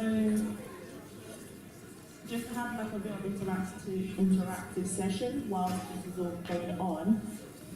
Does anyone want to like kind of tell us what you have learned so far from this event that's been going on? Just to see if anyone has been listening or you're just sitting there. Anyone?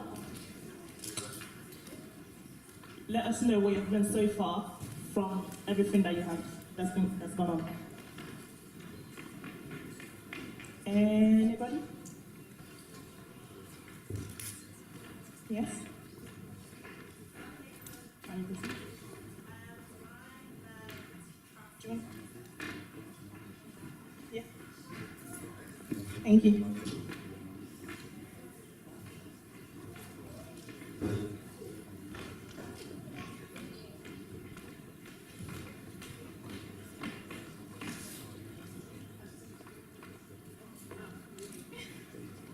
Assalamualaikum everyone. So from all the talks so far, from the first talk I learned to trust in the process. I think for me it's about making sure that even though I make mistakes, I still get up and learn from my mistakes and use them as lessons, and pray to Allah subhanahu wa ta'ala to help me to remember those mistakes and help me remember where I came from and back down the line. From the second talk, GDPR, I realised having an Android phone is one of the worst things, especially with Google. Everything's hooked up. On the third talk, making dua through letters. I think we can ask Allah whenever we're going out and just in our minds, but I think when we write it down, we can then go back and be like, subhanallah, Allah has actually answered this prayer that I made, and we can go through each of the different prayer points that we made and be like, even if he hasn't answered them, he's done something along the line that has helped us to either achieve that goal or given us something better. Alhamdulillah. And in the last talk, I think for me it's learning that we should be, one of the things that I did write down was be ambassadors of Islam to non-Muslims as well. I think, especially as women who wear our hijabs, as everyone can see it, I think for us it's making sure that even to the non-Muslims, they can see that through our actions, how beautiful Islam is. And sometimes I remind myself, I'll give you a situation. There was a time that I went to Aldi and I bought something and I gave the woman 10p and she gave me 40p back. And in my mind, I'm like, I think the past me would have been like, ooh, 40p, and I only gave her 10p. But for me, I realised and I was like, this money is not mine. And I went back to her and I was like, sorry, you've given me the wrong change. She was like, oh, sorry, did I give you less? And I was like, no, you've given me more.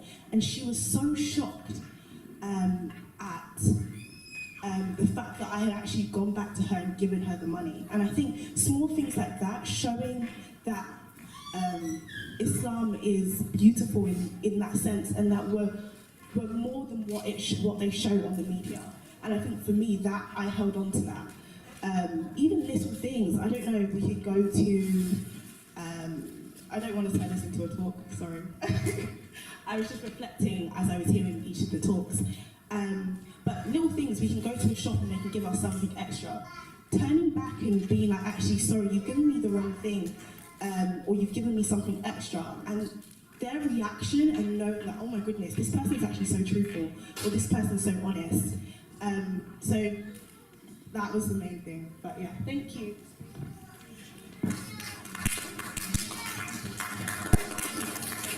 Thank you for that. That was very touching.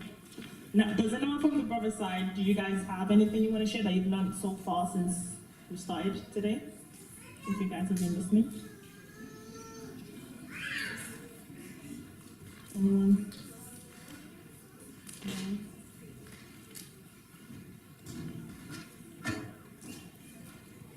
Anybody?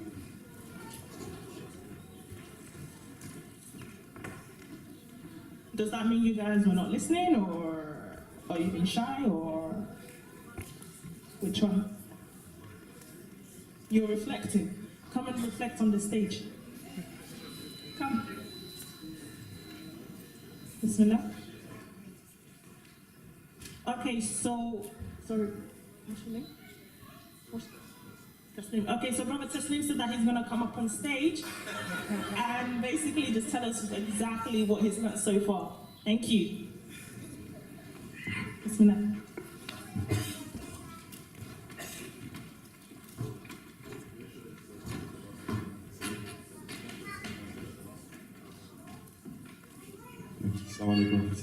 Thank you for that.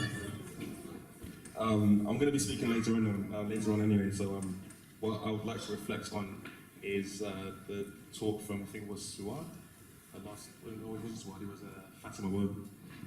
It was really, I think that was really comprehensive in a way that she spoke about the way we should kind of have our relationship with Allah, essentially. So obviously, I've written some notes. The first one she said was to realize your God-given strength. And actually an ayah that she mentioned is an ayah that from Surah Al-Balad, قَدْ خَلَقْنَا الْإِنسَانَ فِي كَبَدٍ. That's an ayah that I hold quite close to my heart personally, in that when you are going through issues, when you are going through kind of strives, and everyone goes through tests in life, knowing that, you know, Allah has already told you from the onset that your life is supposed to be hard. So just having that understanding that your life is supposed to be hard, and that you should be expecting hardship, helps you through that hardship, even though, you know, you still have to go through it, but just knowing that Allah has told you from the start. So we as believers, we say we claim to be Muslims anyway, well, most of us anyway. And by claiming to be a Muslim, you claim to, you know, believe in the word of Allah. Allah has told us from the start that if you, this is the faith, this is the deal essentially. If you believe in me, you want to have your trust in me, this is what it is. Your life is going to be difficult, and you're going to have to, you know, overcome certain obstacles in life. So just having that understanding from the onset, having that base, helps you through. Because what I've found is that the hardest points of my life has been where I expect goodness, or I expect something and I don't get it. And having that expectation is what kind of hurts you in a sense. If you obviously you should always have kind of goals in life, but if your base is, you know, if your base is at the level of, okay, just by me breathing is, you know, a ni'mah from Allah, is a blessing from Allah, then anything else that comes in life is an added bonus. So you're not taking anything for granted in a sense. You can, for instance, the example I like to use is when you're at university and you have two guys who are both studying for an exam. One person studies all night long, you know, for 3 months, 4 months, 5 months. Another guy just walks up to the exam without studying. And the guy who studies for like 4 months fails, and the guy who doesn't study passes. And then you think to yourself, subhanAllah, like, I put in the effort, why hasn't Allah allowed me to succeed? And even in that moment, even that story, you're thinking to yourself, well, you know, the justice should be that if you studied hard, you should get the reward for it. And if you didn't study, you shouldn't get the reward for it. But as we know in life, these things don't always happen. So just having, you know, that, you know, the ayah that Sister Fatima said in her little talk just gave me that. It's a reminder for myself anyway that, you know, even if we put all the effort in, you know, the blessing, the ni'mah is in the process. So the fact that you tried is what Allah wants to see. Just because you didn't get the goal in the end doesn't mean anything. At the end of the day, this life is what, we're in this life for what, 70, 80 years? It doesn't mean anything. Our actual life is the next life. So having that understanding that if you put in the work within the process, you leave the result to Allah. Allah has written for you whether or not you're going to succeed in it or not. You know, Allah has written that in the Lahul Mahfuz, you know, 50,000 years before in creation. So we know that Allah is the one who puts in that, you know, that determination as to whether you're going to succeed. What we want, what Allah wants to see from us is our efforts, and that's what's going to be judged in a sense. So that's like the little snippet that I took from my lecture.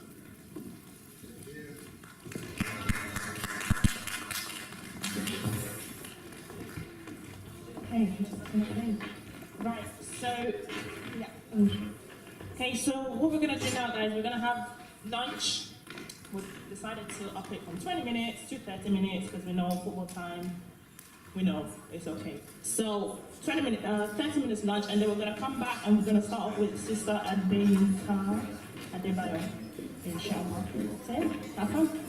For this panel discussion, the panel members have asked that initially we wanted to have a separate workshop for parents, but by the panel members have said that they would appreciate parents to be in the room. So you are welcome to stay. At the same time, we recognize that some of you may want to ask some questions around the topics that we have discussed this morning, which maybe you feel that you don't want to stand up and identify yourself. That is fine.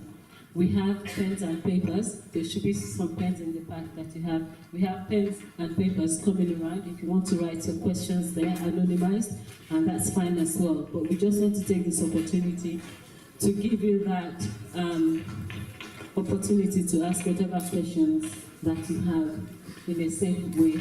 If you want to remain anonymous, that is fine.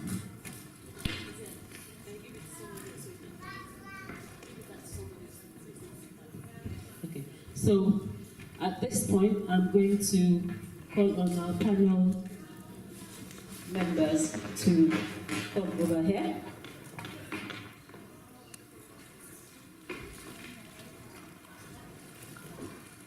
So we already have our moderator sitting down. She's going to take over for me once I've done the introductions. Can I call on Rukaya Adewiye? Please. Takbir. Rukaya is a physiotherapist. And can I call on Fazia Amao? And Fazia is a tunnel engineer. Can I call on Teslim Akipeju? Takbir. And Teslim is a civil engineer. Can I call on Taufik Akipeju? Takbir. And Taufik is a sales and tender lead. And can I call on Abdul Malik Salawu? Allahu Akbar. Takbir. Okay. And so as I said, this panel is to discuss the things around the theme of today, which is about from struggle to success, and bearing in mind the things that we have heard from other panel, other guest speakers. It's also an opportunity for you to ask questions. The theme is around Islam, work, and purpose.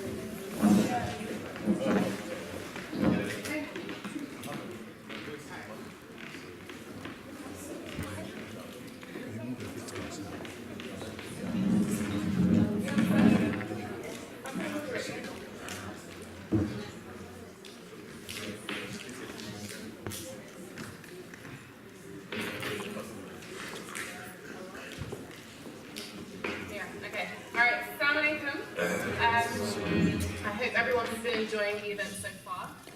So we have some wonderful people, some wonderful minds, inshallah, here to share their journeys. I hope it doesn't get too personal, but hopefully you get something out of it, inshallah.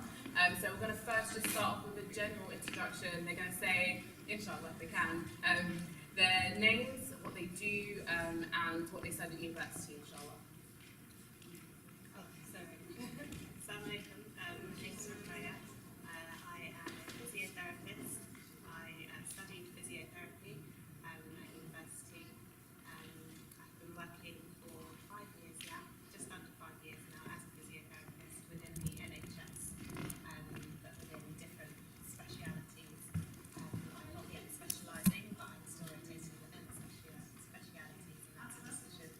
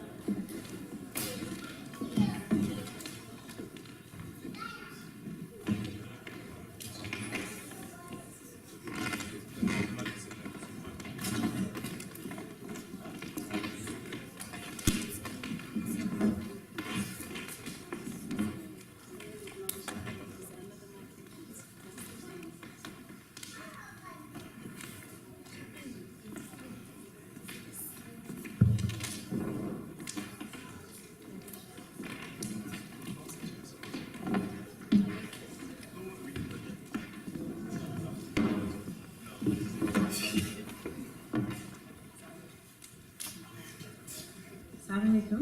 Can everyone hear me now? So my name is Rukaya. I am a physiotherapist. I work within the NHS. Studied physiotherapy, bachelor's degree. I've been working for just under 5 years now, and I'm currently rotating within the specialities. I haven't specialised just yet, but that's something that I'm intending to do in the coming year.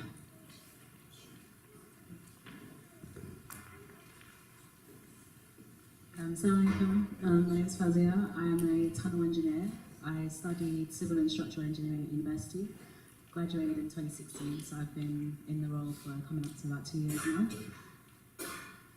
Yeah.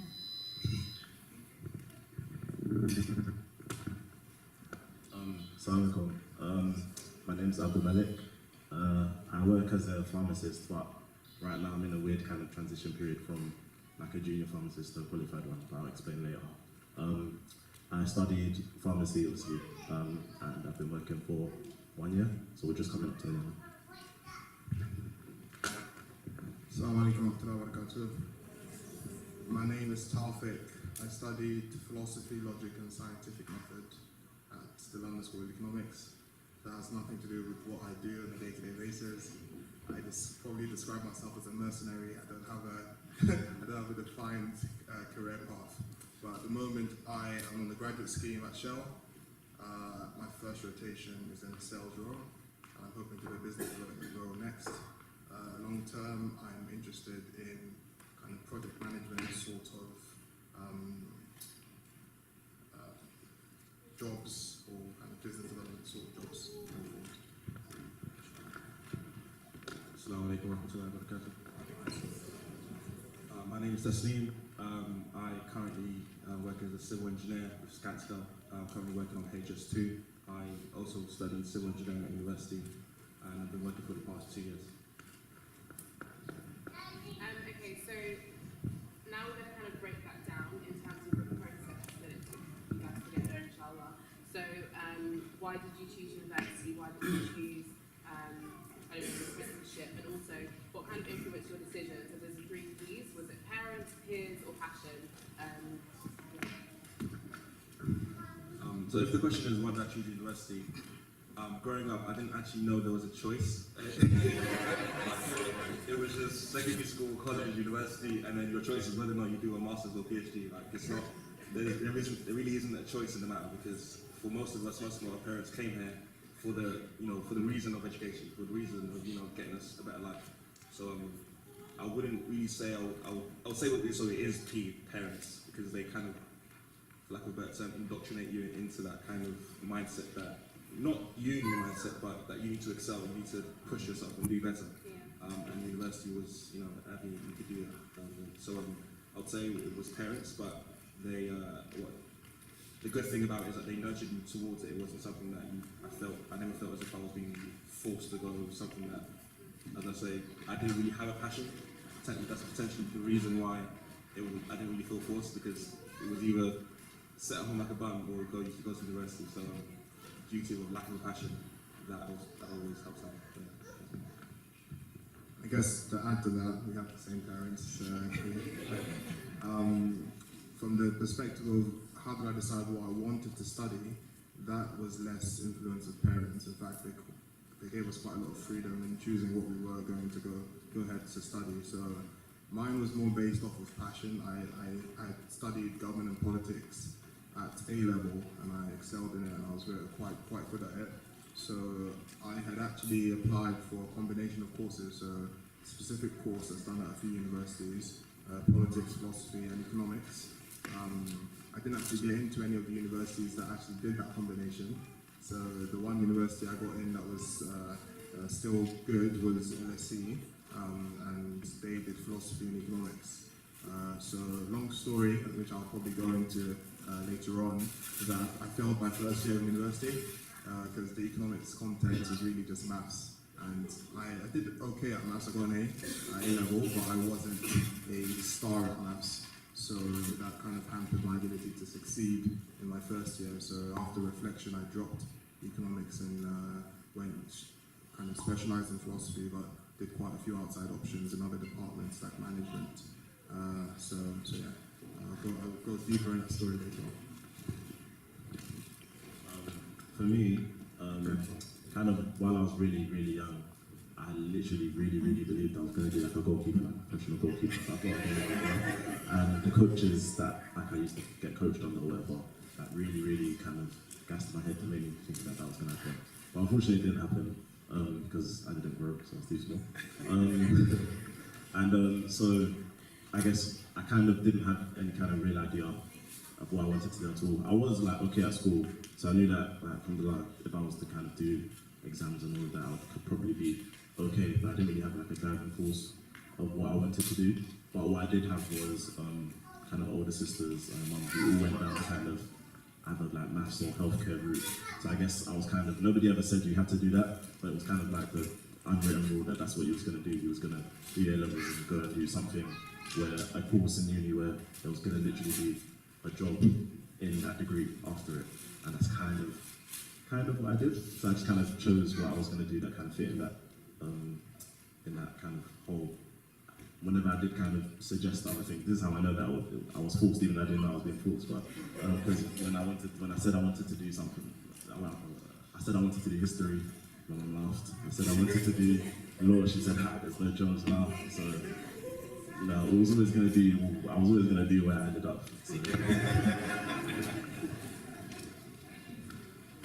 I think the word passion has always been a little bit problematic for me because it can be quite emotive, and understanding what someone's passion is or what your own passion is, it's quite a big job at the age of 16 when you're getting out of college. And so that was definitely problematic for me in terms of deciding on what I wanted to go forward with. I knew I wanted to do something that had a job at the end of it because I didn't want that struggle. Physiotherapy was health related, which is something I also knew I probably wanted to go in that direction. So getting to physiotherapy as a job choice was, it was difficult. There were lots of different options, and coming to one decision so that you can make your UCAS application was difficult. I do remember that time. But alhamdulillah, I came to the decision of physiotherapy because I feel that it's well suited to me, and it gives me lots of different options how to pursue physiotherapy. It's not one particular role. Grow your business by accepting credit and debit cards with the SumUp card reader. No fixed contract, no monthly fees. Order now at sumup.co.uk for only £29. One particular thing, but definitely in terms of the option to go to university, that was always kind of drummed into me as even if you don't do if you don't go into the field of whatever it is that you've studied, you have a degree, you have something that you can fall back on, and you can pursue your business, your investment options, blah blah blah, whenever you like. But as long as you've got something to fall back on, that was always the kind of underlying message. So I'm grateful to them for that. For me, I'd say it was passion as well. Not for civil engineering at that point in time. I'd say I had a passion for wanting to make an impact. So I didn't really know what that would look like. So I remember kind of being at the end of my GCSEs, I did really well, like kind of across the board. So there was no kind of area where it was really clear that I'd go into. So I did a lot of online careers tests. If you're in this situation where you don't really know what you want to do, I definitely recommend doing that. They match your interests and skill set to different potential careers. So I did that. Engineering kept popping up, and I thought engineering was being a mechanic. So I was just like, that's not what I'm looking for, thank you. Kept doing the test, kept coming out, I ignored it. D&T was my favourite subject at school. My teacher then gave me a paper for a scholarship award, and I remember filling it in and then getting to the point about future careers, and all of them were engineering options, but because I had this kind of myth in my head that it was mechanics, I kind of threw that opportunity away to get free money just for going to college. Crazy. But eventually I was still quite lost across the summer holidays between GCSEs to picking my A-levels. I changed my A-level choices 3 times in the summer because I was just that all over the place. But I ended up just going with what I wanted to do, which was physics, maths, chemistry and French. So continued with those. It wasn't until I was at college and our careers advisor sent an email saying they were just looking for 4 girls to go along to an International Women's Day event at a company called ARIP, who are a massive engineering consultancy. And I thought this word engineering has been popping up a lot. I should probably, give it some attention. So I went along to this event. It was just women presenting their careers, the kind of projects they'd worked on, Heathrow Airport, King's Cross Station. I was just like, wow, this is exactly what I was looking for. My favourite subjects at school were creative ones, maths ones and science ones, and that's kind of what engineering is. It brings together all those different skills. So I was looking for something business orientated, something with project management, something with creativity, something with maths skills, and that's exactly what it was. So alhamdulillah, from that event, just from networking, managed to secure a week's work experience with the company who were working on the Olympic Stadium at that time, and then there it was clear, so I kind of put my university application in, all civil engineering courses across different universities in the UK, and yeah, from there.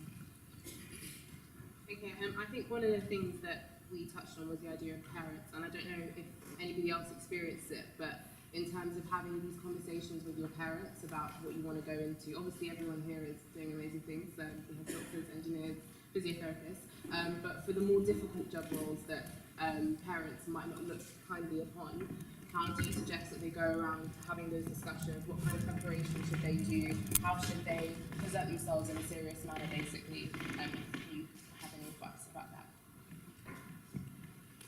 I'd say it's on everyone. They've got the responsibility to do your own research. if you want, if your parents are kind of the only barrier in your way towards going into a profession that you want to do, you need to convince them.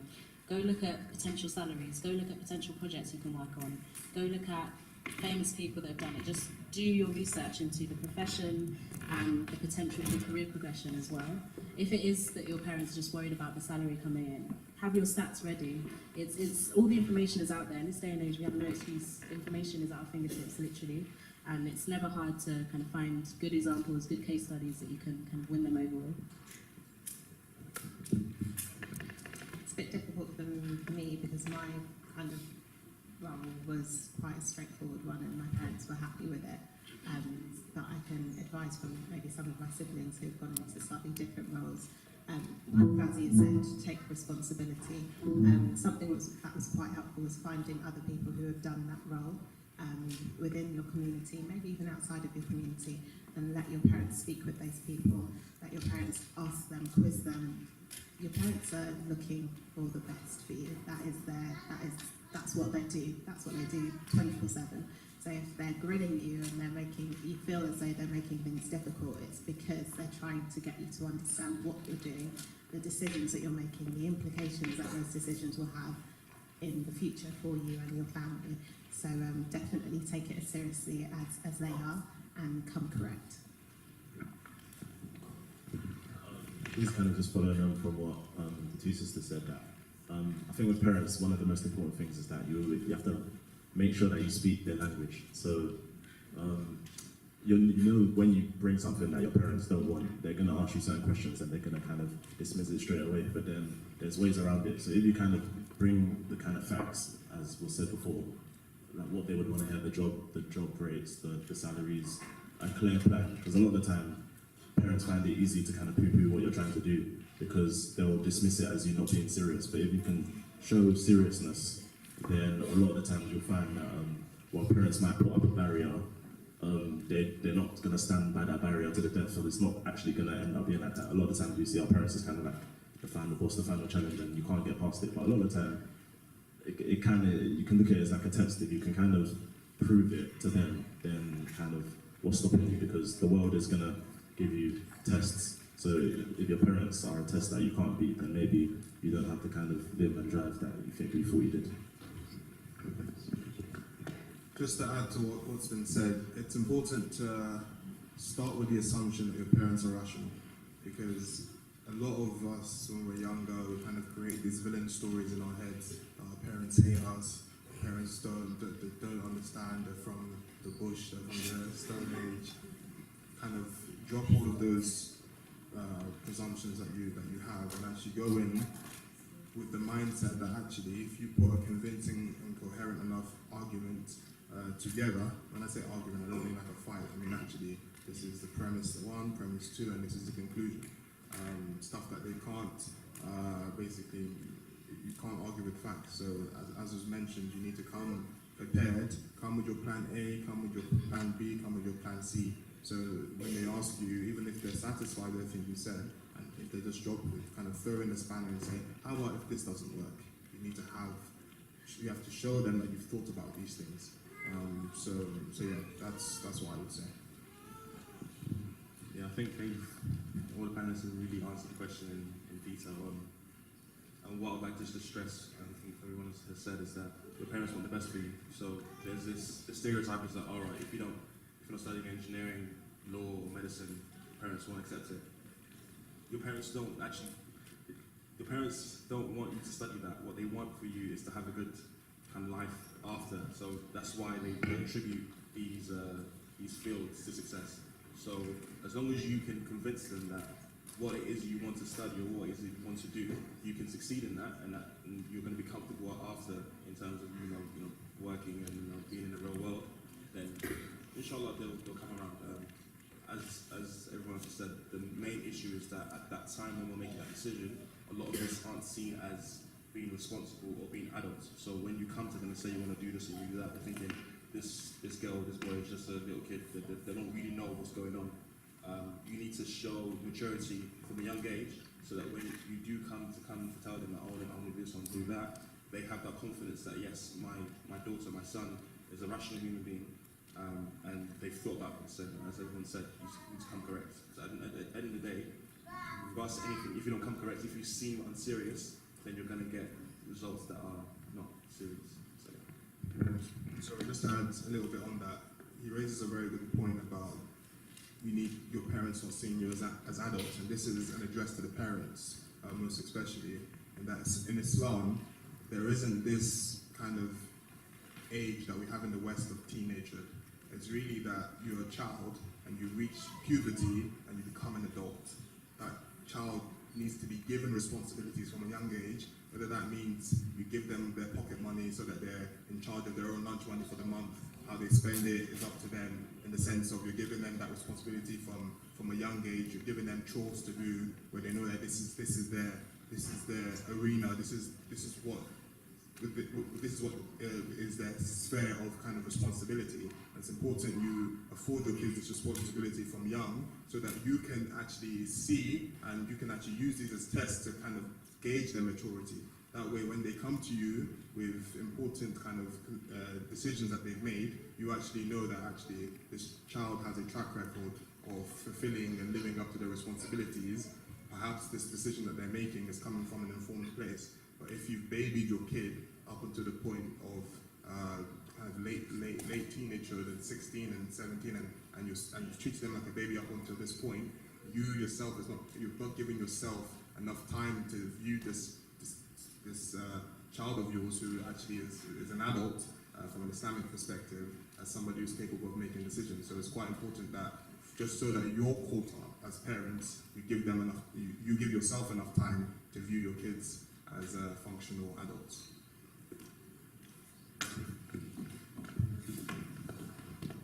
Okay, so I feel like this is going to be the last question, inshallah, but it is a big one, and it's in terms of Islam and your career. So obviously they should be joined together, but we have to kind of learn how to balance them in our daily life. And I just wanted to know if there was a moment where you had to choose your religion over your career, or where there was ever a time where maybe in the workplace or you're offered a job and you have to say to yourself, okay, I can't take that opportunity at this present moment in time because it doesn't kind of allow me to fulfill my responsibilities in terms of Islam. In my industry, all they know is pub and pub quiz. That's literally social event. It's pub quiz or it's at the pub. So regularly, not that I want to go, but regularly I've made the decision I'm not going, simple as. And I do try and raise it whenever I get the chance. Like, we could do other social activities, but some things, not that I've accepted it, but I kind of have accepted this is part of the culture of this kind of land and this industry, but I do hope it will change. But other than that, in terms of my 9 to 5, practicing my religion in the workplaces, I've found no issues with it. It's fairly easy. There's spaces to pray. There's a in my current office, there's a designated prayer room, but I don't pray there. I just find kind of spots around the office, which no one has a problem with. But in my previous office, there wasn't a prayer room, and every single room in the office was glass, so wherever you want to pray, you're on display for everyone. I personally don't have a problem with people seeing me praying, but if you know you're in a meeting room and someone needs it, it's a bit inconvenient. What did I do? I just had to I talked to the cleaners. They opened their cleaning cupboard where they keep the cleaning products. It's clean. Just means no one's going to disturb me and I have my space. But sometimes it means kind of going out of your way to just make yourself comfortable, make it possible for your work environment to facilitate your Islam. And yeah, sometimes it involves kind of doing things that are a bit more uncomfortable, but you know that at the end of the day, your work has no barakah if you're not going to be praying during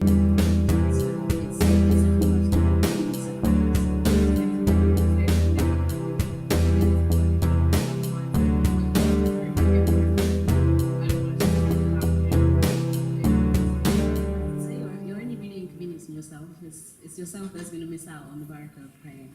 I know it is inconvenient, but I think like whenever I'm going somewhere, if there's a meeting at a different office, I will find a place where I can pray. I'm not looking for the prayer room, I'm looking for a place where I can pray. There's a lot of spaces that you can find where you're out of the way. Although I'd say it's the more inconvenient one than praying, but that's my opinion. Just adding to that as well, if you don't ask, you don't get. You really need to work out what your priorities are and just find people. We live in a land where there is a recognition that people have different cultural influences, people have different religions, and those religions and cultures have an impact on their daily lives. So being able to just say to your manager or to your teacher, even at school, that, look, I need to pray, or it's Friday, I need to pray with the brothers, or whatever it is. If you don't ask, you don't get. It's a form of dawah as well, to educate and to kind of just allow people to see that this is what we do. This is important to us as well, because if a lot of us aren't expressing that it's important, obviously they're not going to view it as important. So yes, just getting that out there as well. I think within my professional kind of career so far, the NHS is very much a diverse organisation, so it's not difficult. Every hospital I've ever worked in has had a prayer room, some better than others. The one that I'm currently in, it's functional, it does the job. I think I've struggled maybe slightly earlier on in my career when I was doing things like on calls. That was very difficult, because being able to say, look, this is what I need to do, I need to be in a certain place at a certain time, it required me to actually look a little bit deeper into my religion. And Allah wants ease for us. He definitely wants ease for us. So there are situations whereby Allah has given leeway, mitigating circumstances and ways in which you can maintain the priority of salah when you're in a difficult situation whereby you have to be with a patient, you have to stay with a patient for X amount of time, and it may potentially impact on your prayers. But again, letting people know there's always usually somebody else around who can take on your role, even if it's just for a short time. Prayer doesn't take very long, alhamdulillah. That again is part of the blessing of it. So again, letting people know, be open, be clear. As much as you can go and kind of, not hide, but you can go and pray in quiet spaces, or you can find yourself in quiet spaces. There is a lot of barakah in being able to say openly, this is who I am, this is what I do, can you help me to facilitate my requirements? And by doing that, there's just lots of benefits. So be open, I think, is the kind of underlying message there. I'm sorry, just one second before that. This is just a reminder that if you have questions, write them down, and we'll collect them very, very soon, just in case you have any questions. Kind of going back to a point that was made before, in terms of like kind of being a burden. The smokers, they'll smoke. The coffee drinkers, they'll drink their coffee. So the prayers, let's pray. I mean, like, there's never really an excuse, and that's why another thing, it's kind of important to make sure that you are like indispensable. You have to make sure that you're very good at what you do. So whatever kind of field you're in, you have to make sure that you're kind of like a leader, like a shining example of how to be the professional in that professional setting, or to do whatever job you're doing. Because when you are that person, you'll be surprised the amount of leeway that you'll get. So if they did have the opinion that praying the 5 minutes, 10 minutes that will take you to go and pray is going to be such a problem, you become the best worker, their highest earner, then they'll give you 20 minutes, so it won't be a problem. And for me personally, I work in the same hospital as Rakaya, so and my department literally is like, the prayer room is kind of embedded in our department, so there's no excuses for me. And also, alhamdulillah, I do work at 2 hospitals. There is another hospital where the standard of prayer room isn't as good. It's literally a chapel, praying in a chapel. You have to like draw a curtain so that Jesus on the cross isn't looking at us. but alhamdulillah, it's a room anyway. The multi-faith room, chapel.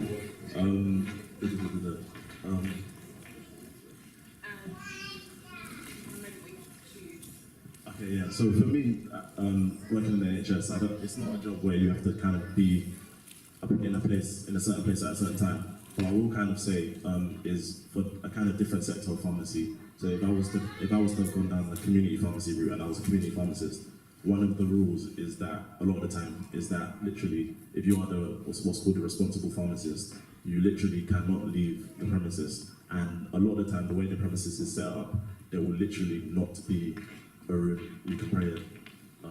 And for that, I would say, alhamdulillah, I'm not a community pharmacist. Any advice to what advice I'd give to those is that do your research where you're going to be working before you get there. So always remember that your principles. So remember, while we all have our community goal and career goals and things that drive us, if you're letting those kind of things compromise your SALAAM, then you're at a problem. So you have to kind of step back and think, what am I doing here? So if you find yourself working in a place that doesn't support your religion, and you've tried, you've spoken to them, you've persevered, you've raised it up, and they are still not budging, and you've done everything you can do, then there's no harm, and it's even barakah. It's better for you to kind of be able to say that, okay, wow, this might be good for my dunya, this might be good for my wallet. Maybe I should step back and reevaluate what I'm doing, because my long-term goals, which is Jannah, is being affected. And I think Tawfiq is probably going to expand on this one. Yeah, so as Abdul Malik mentioned, so the question was, did you have to choose between your religion and your work? And in my case, the answer was yes. So in my short time of working, I've actually had a career change already. So coming out of university, I started at JP Morgan. So I started a career in banking, and I had previously done 2 summer internships at JP Morgan, and I'd kind of been very strategic in trying to be on desks or be in teams where kind of the exposure to interest, because obviously this is the major concern working in a bank, was as minimal as possible. So my first role was in equity sales, so essentially you're selling kind of portions of businesses, or you're selling a stake in business. So there wasn't a direct involvement of interest in that role, and then I kind of did another role completely that kind of had, I wasn't involved in kind of calculating or anything like that, but for me, I felt quite uncomfortable with the fact that I even had to say the word interest in my day-to-day work. For me, I just thought, okay, you're starting down a career, you're very young in your career. I really had to do some introspection and think that, is it worth spending all this time trying to climb a ladder only to realize that you're leaning your ladder against the wrong wall? So I kind of thought to myself that perhaps now that I'm not too high up this ladder, perhaps this is the right time to jump down, take my ladder and place it against another wall, to use that, to keep with that analogy. So I kind of decided that I still wanted to be in a kind of international organization with kind of scope for growth, and I was looking for something that was fairly exciting.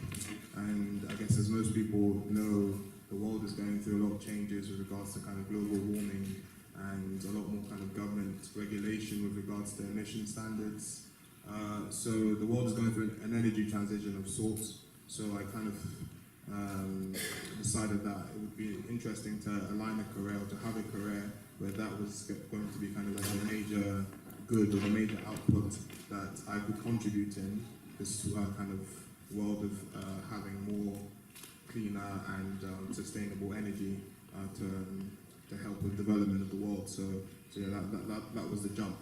But yeah, I started off in banking, and I could have continued in there. It was a lot more lucrative, but I had to really think to myself that, why was I doing this? If I was going to die tomorrow, was I going to be in a state where Allah was going to be pleased with me?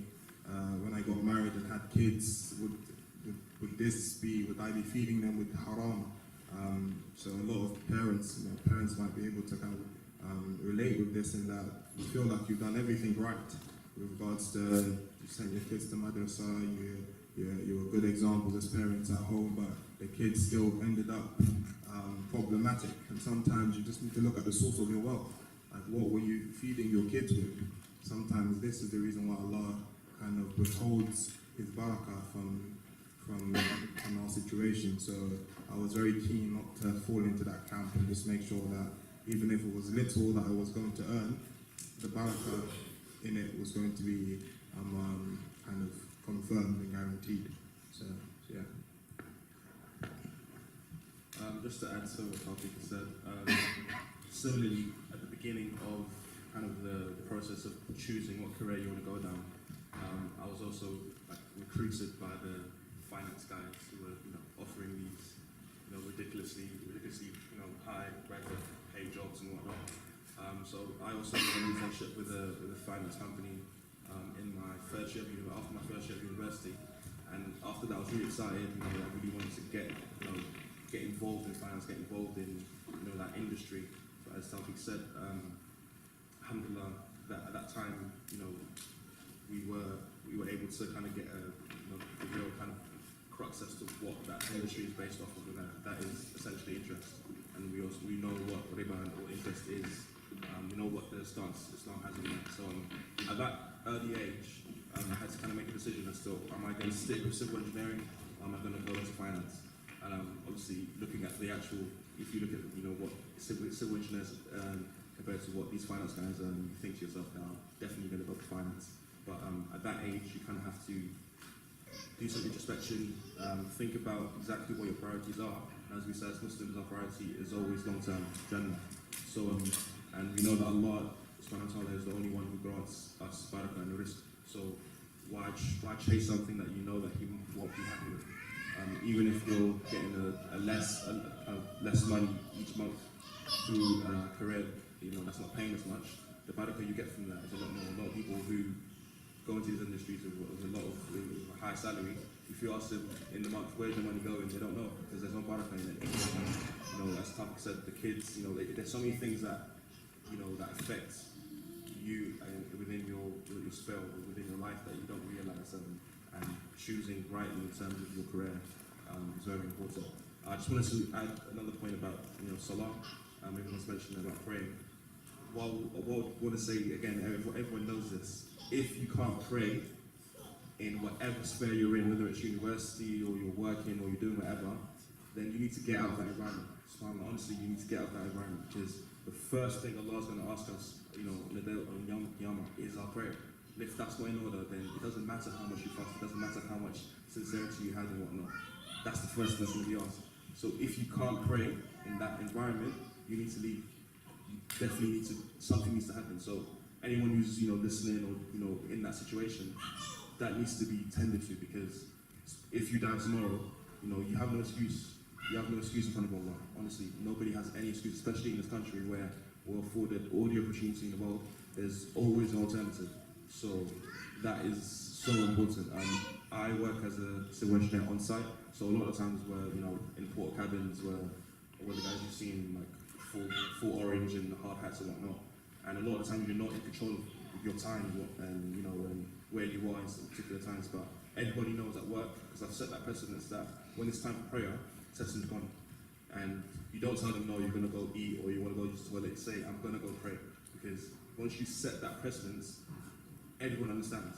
And the issue comes in that when you have other Muslims working within your sphere who aren't doing it, and you're the only one doing it, they look at your workers look at you and think, well, this guy's an extremist, or why are you doing it but they're not doing it, like in that respect. So not only are you putting, are you shortchanging yourself, you're putting pressure on the ummah and other Muslims coming up. So we need to be brave. Obviously, it's not easy. I'm not saying it like it was easy. It was hard to say out loud that I'm going to go pray. When I first started, I just said, oh, I'm going to go to use the toilet or I'm going to go for lunch. I wouldn't want to say it for some reason. But if you say it, and you say it with pride, that is, we shouldn't feel shy that we're going to go and speak to our Creator. That shouldn't be something that we're shy about. They're the ones that should be ashamed that they're not connected to their Creator. So if you think about it in that way, inshallah, Allah grants us that, bravery to be able to say that. And the more you say it, that's a form of da'wah to them as well, because anytime they're around you, if they're working with you within a day, they know for a fact that they're going to be, even if they're not Muslim, they're reminded that people pray, essentially. So if we keep that in mind, that should make things easier, inshallah. Sorry, so just one more comment. Within the physiotherapy role, obviously at times it can be very hands-on, and that's probably something that I probably should have mentioned, because it might not be the case in other people's careers. But yes, so the issue of touching men, basically, that was a barrier that I then had to kind of overcome and decide actually which path of physiotherapy do I go down. Do I continue to kind of pursue that particular area, even though it's not by force, or do I look into what the alternatives are and make a decision that will make me more comfortable on a day-to-day basis, where I'm still able to help people and I'm still able to have an impact. So yes, look at what you're having to do on a day-to-day basis.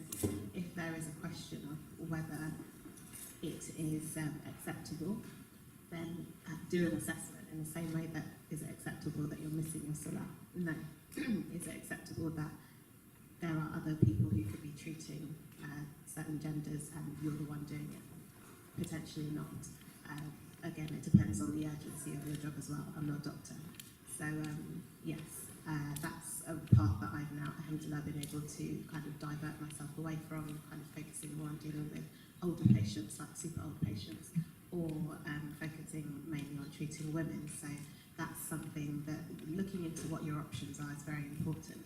And also just one more point, in terms of where we go to university, depending on where you go and what kind of environment you're exposed to. When I went to university, I was the only black person on my course, let alone Muslim. So for me to start jumping up and saying, oh, I need to go and pray, I need to do this, it's just like, what is this girl on? Like, who is she? What?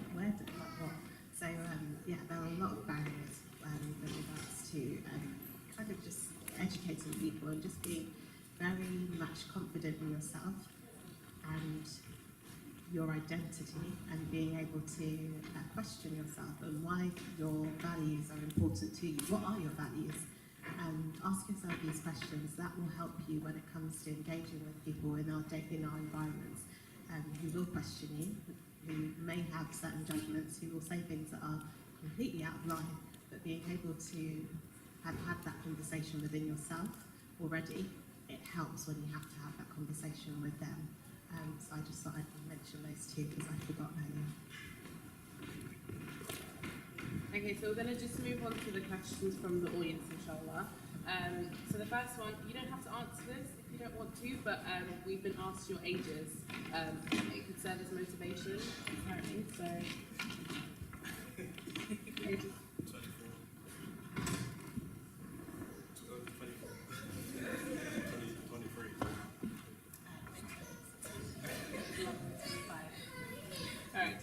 Okay, and the next question is, you all have said parents want the best for you, however Nigerian parents especially like a good image, in quotations, which they feel some degrees aren't. So how do you get to convince them, to do the degree? So how do you get to convince them that you want to do the degree?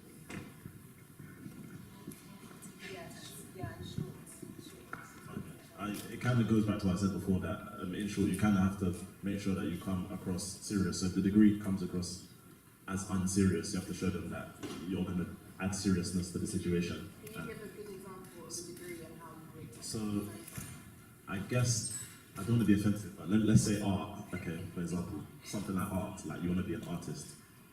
Okay, so the immediate thing they're going to say is, but there's no job at the end of that. How many artists go on to be successful, all of that kind of stuff. But what if you can draw a kind of clear plan? So I'm gonna do this, and I'm gonna show my work here. I'm gonna try to get an internship or that kind of thing under this person who has done this, who did this to do this. If you kind of can show them a pathway and make it realistic, and also try to, if you're gonna do something in that kind of field, what I would say is, let's say you're gonna do something like art, try to kind of, try to make it something tangible, or even try to monetize what you're doing from as quickly as possible, so that they can see a kind of goal in what you're doing. That's the kind of example from what kind of friends that I have that have done kind of similar things. That's how they've started, because a lot of the time when the results start coming in, that's when the whole mess on. And everyone's like, so if you can try to get to that stage as quickly as possible, then you should be okay. Just to add to that, especially if you're trying to do something a bit more left field or left of field, it might not even require going to university. So it might be a case of you're going to a college or school of some form, but it's not really a degree, it's more of a vocational course. You can show them that actually you can get funding for it from the government, you can get funding from it from these organizations. Show them as well that it's not going to put them out of pocket, and as well, after you're done with the course, you're not going to be a liability on them. Because from their perspective, that your parents are wanting to move on to the next stage of their life as well after raising kids. Right? They don't want to have you living on their sofa for the rest of your life, right? So you need to kind of show them that you're thinking long term as well and how you're going to be kind of a responsible adult when the time comes. Just to remind us, everyone, just so that you understand the context of why certain Nigerian parents would say these things, is because we are second generation immigrants. So our parents, or most of our parents, would have come here with the express intent for education, for university, for these kind of things. So it's very hard for them to let go of that, because if you think about it, they've kind of uprooted their life in Nigeria or wherever they're originally from, and left their country to come to another country for that reason, for you guys to go to university, for you guys to do these courses. So when you come 20 odd years later and say, oh, Mama, I want to do this, I want to do that, they're thinking, no, you're not. Like, I sacrificed for the last 20 years so you can do this, and now you want to say something else. So this is why it's so important for you to come correct, because you're not only messing with their dream in a sense, because that's why they've sacrificed so much. So it's just being a bit more kind of don't see them as the enemy. They're human beings. There's a reason for why they're doing what they're doing, and when you grow up and you have kids, you'll understand it a bit more. And also parents as well. Having said that, you have a responsibility to not stifle your child's success. If they want to do something and they seem like they're doing everything correct, they're coming correct as we've said, afford them that opportunity. Don't assume that they're going to fail. Try to encourage them as best you can, because at the end of the day, we're all accountable for Allah. Allah's going to ask us, every single one of us, about the amanas that He's given us. So just because Allah's put you in control of your kids to a certain degree, Allah's going to ask you about that. So don't abuse that. And same goes for the children. So it's just about understanding both sides. But yeah. Just on that point, don't let your parents' kind of decision to say you're not going to do something be the reason why you don't chase your dream. So Nigerians use a word called side hustle. You have what you're doing as kind of your 9 to 5 job. You're going to university to study what you and your parents have both agreed, okay, this is reasonable. We can both kind of, we can both live with this degree that we've both chosen together for me to study, but you have 24 hours in the day. So we're trying at least dedicate 2 hours a day to that thing you're very passionate about. Because if you're sincerely passionate about that thing, you would find the time for it. And you can actually, within those 2 hours that you've dedicated on a daily basis towards that thing, whether while at uni or you finished uni, you can pick up where you left off. So that you shouldn't then kind of lay it like, oh, my parents are the reason why I couldn't do this. That excuse is not going to fly. So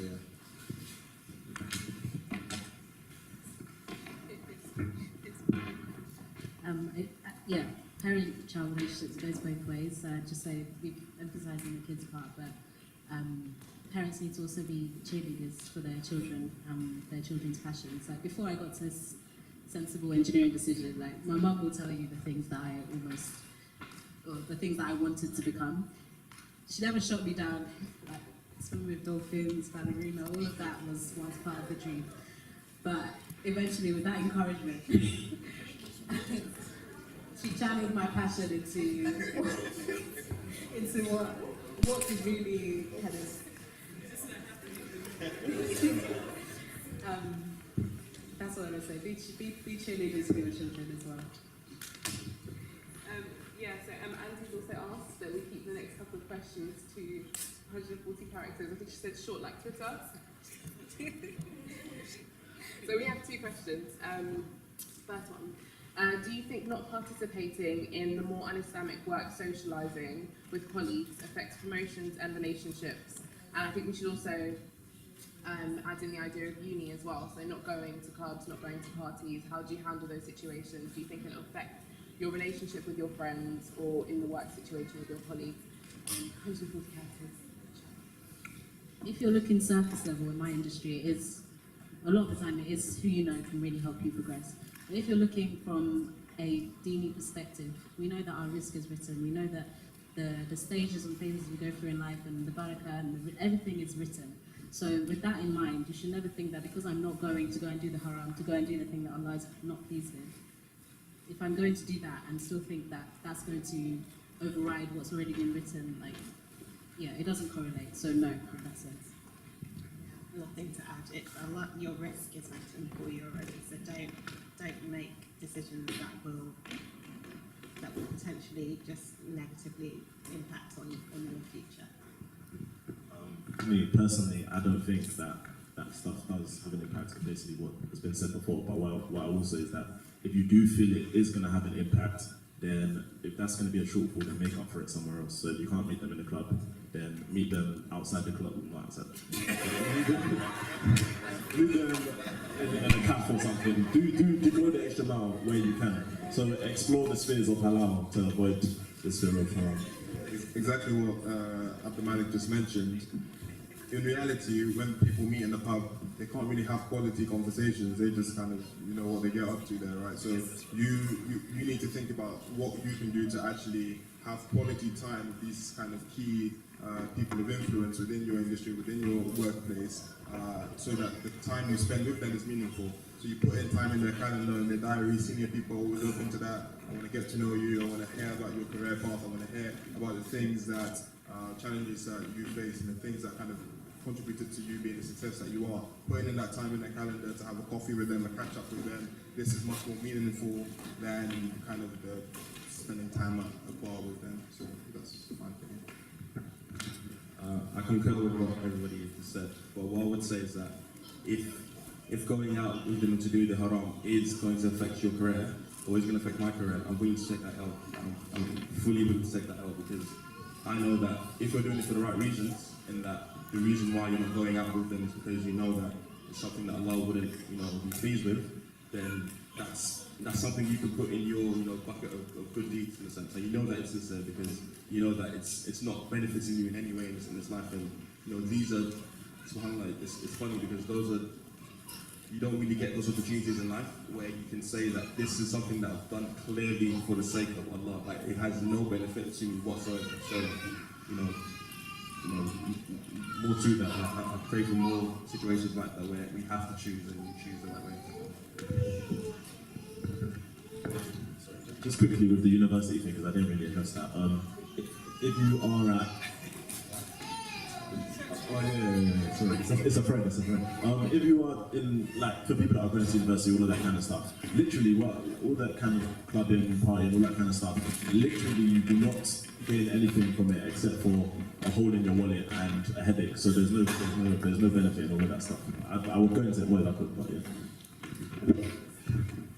Okay, so the last question is, can you just mention a time where you have maybe not failed at something, but something hasn't gone the way that you would have liked it to go, and how you dealt with that situation using your Islam, if you used Islam, or what practical things you did to be able to work your way through that situation?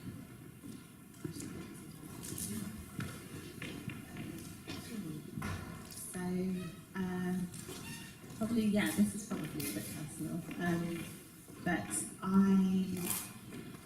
I'm not a typical student in that I struggled a lot, but in college particularly, with my A-levels. I was the first person in class, I was the last person to leave, I was at all the extracurricular activities, but I still really struggled to get my grades. And it was only until my very last year at university when I kind of sat down with my tutor and thought that I'm really struggling to get these grades. Alhamdulillah, I'm getting them in the end, but it doesn't seem to be nearly as easy as my colleagues. And she kind of suggested, okay, why don't you do a dyslexia test? And alhamdulillah, I did the dyslexia test, and whilst I'm not dyslexic, I do have some learning, some areas where my learning is definitely impacted by the way that how neurodiverse my brain is. And there are areas where I'm excellent in, alhamdulillah. There are areas where I really, really struggle. And I think if I had had the insight to be able to say, actually, there's a reason why I'm struggling with this. It's not the lack of hard work. It's not whatever. I am trying. I'm trying very hard, and I'm not quite getting what I would expect for the amount of work that I'm putting in. And so I think if we can look at the opportunities around us for assessments, for people to have a look at how we're working, and see if we can make things easier for ourselves, that's very important. So just be open to the fact that there may be other things going on, and seek help sooner rather than later, because it's already a stressful time. So if there's ways that you can make things easier for yourself, then seek it out sooner. I think we have one more answer, and we've got another speaker after this. I'll take this one then. With me, it would have come when, after kind of like in my AS level, so after the first year of college, when I did, for the first time in my life, like I really, really failed like everything. And I was faced with the kind of teachers telling me that I did chemistry, biology, maths, some history. They were telling me that you can do history, but you're not doing any maths, you're not doing any science. So what I did was, I went through alternate kind of back roads, bad kind of I did kind of dodgy things to kind of be able to stay in the college on those subjects, which is another story that I won't go into. And what I did was I used that kind of, that shock, that fear, that feeling of despair that I had when I opened those results. I used that as my motivation to kind of say, I never literally do that feeling, and like going home on my mom's almost like in tears and blah, blah, blah. Like I'm gonna use that feeling to make sure that I never go back to that place again. So that's how I dealt with it. So yeah, so if you can use your kind of failings as motivation, then try to do so.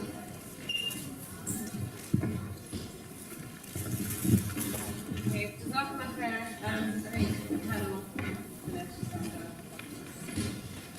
Thank you for all our panel members, Jazakallah khairan, and we wish you every success in all that you do. Thank you. So our names are on the poster, so you can find us on social media or LinkedIn. If you have any further questions, feel free to reach out to any of us.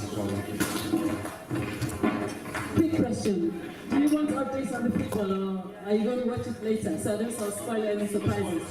Don't spoil it. Okay. Well, because you have to make the building very soon, so we're going to give our next speaker. She has prepared a 20-minute speech, but we'll give her 5 minutes. So please, please, please, please pay attention. Thank you.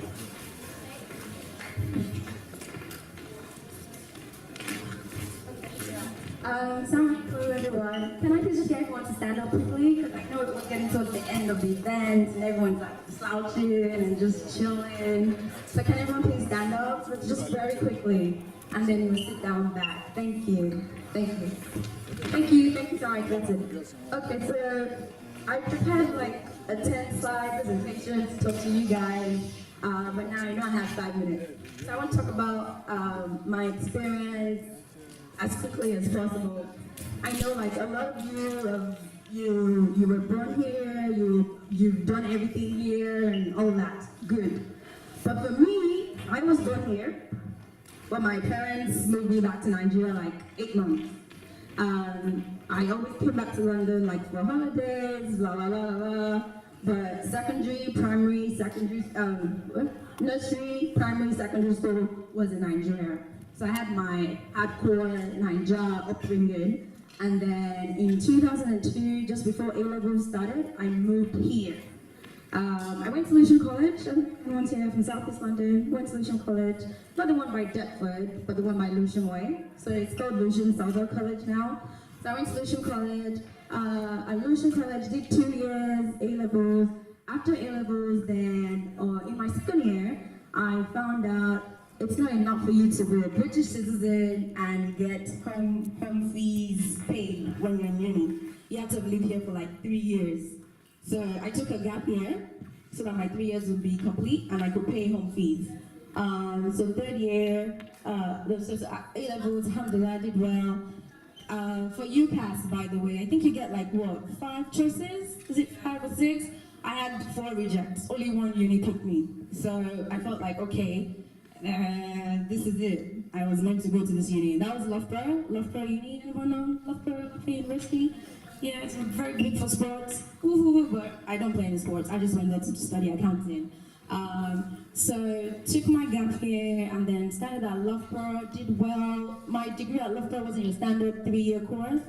It was 4 years. Your third year you would spend in industry and then go back to do your final year. Alhamdulillah, I've had very good work experiences. Name any bank, I've probably been there. Japanese bank, Nomura, I've worked there, alhamdulillah. American bank, I think Taufik worked at JP Morgan, I worked at JP Morgan too.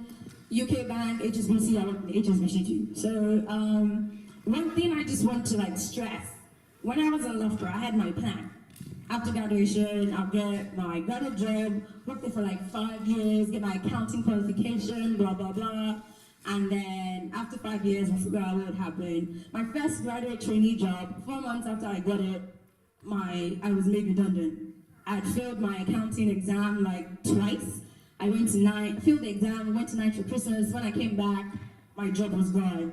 And then that was it, no graduate job. And alhamdulillah for my mom, she's not here, but she pushed me.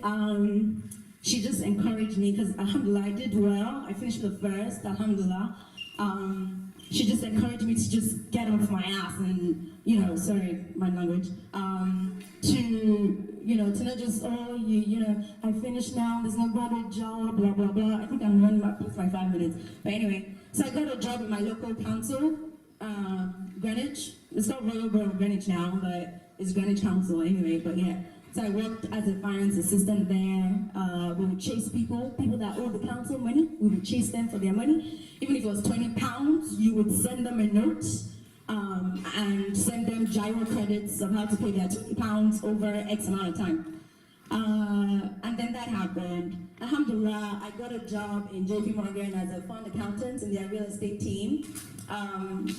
9 months, it was a temp role, but it was going well. But 9 months into the role, JP Morgan decided to move the role to India. So we trained the people from India, la la la. I mean, you were training people that were taking over your job, really. That happened. And alhamdulillah, there was this brother at work, Sadiq, my ex-manager, and he just said to me, look, this job is going, blah, blah, blah. Apply for this next role. 2 interviews later, I got the job. I was now on JP Morgan's books. Okay, that's looking good. A year and a few months, this role was going to Dublin. So, first redundancy after graduation, this was going to be my 3rd redundancy now. And JP Morgan was paying for everything. They were paying for my accounting exams, and they were going to give me my redundancy cash as well. So it made sense to stay. So I stayed, and they paid for my accounting exams, la la la. I got my cash, and that was it.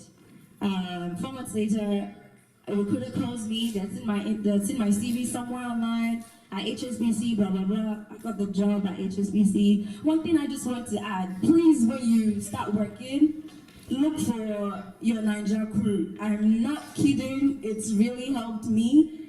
Not even people that were not necessarily in my team. There were people just out there looking out for me. HSBC was going well until the summer of 2016. We started training new people again, so the job was going to go. Thankfully, I had this, correct Niger senior manager. She had sort of like been hinting at me like, Yinka, you've qualified now, what do you want to do? And I was like, I'm not sure. I really like it here at HSBC. The Muslim network is really nice. And she said, okay, that's fine. She came back to me again. I was like, what do you want to do? Anyway, being the sharp Nigerian woman that she was, she ended up telling me that my name had actually been shortlisted to be made redundant. But they liked me because I was, I had a good attitude, alhamdulillah. And so I just thought, what is going on here? Like, I'm finished for a good degree, blah, blah, blah, but this redundancies keep happening. And so just to wrap up, I just thought, I'm not working for any, I'm not going to be a permanent staff of any company anymore. And so I started contracting. And so I set up, I know it looks very fancy, it says director, blah, blah, blah. It takes 2 minutes for you to register your company name. My full name is Mulikat Adeyemi Bayo, but I was never really comfortable with Mulikat. So then I joined say Mulika and all those things, so no, I never really liked that. But I know it's Mocha in Arabic, and so I set up my own limited company. I contract now, so I go to agencies, get a good day rate, and I'm talking like good money, okay? Like anyone who wants to ask questions, like come and tell me, I'll come and ask me, I'll tell him. And so I work for myself now. It comes with risks. You don't get your fancy perks, no pension, no health insurance, all this stuff, but you sort yourself out. So I just wanted to say this, like you might have your plan, but trust me, it is real out there. When these companies have to make cuts, Why pay me in London 50 grand when someone in India can do the same job I'm doing for them for half the price? So think about it from that perspective as well. Yeah, I'll just scroll along. I'll leave my contact information on here. Anybody that wants to do accounting, I don't know if you should really go to uni. I don't know if this is what parents want to hear. But if you know you want to do accounting, just go and start doing your ACC already. Because even though I graduated first in the accounting and financial management, I still had to do ACC anyway. So yeah, okay, my time is up. So I hope that was beneficial. Like, life throws stuff at you, but just take a deep breath in and and just ask, what does this make possible for me? Thank you.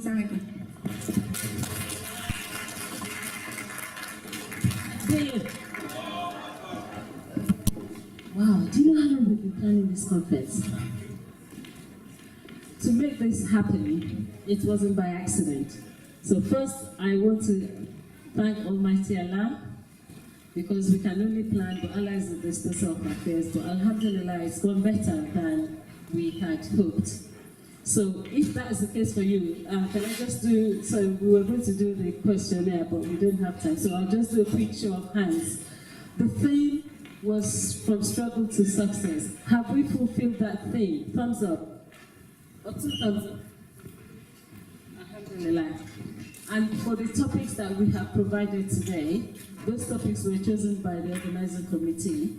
Have those topics fulfilled were they relevant to you? Again, thumbs up, or 2 thumbs up.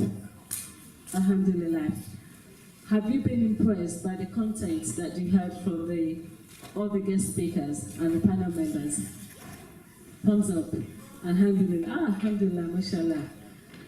So, can I just ask us to acknowledge all the former executive members who are in the room for putting all of this together for us. So can you please stand up and we give them a round of applause.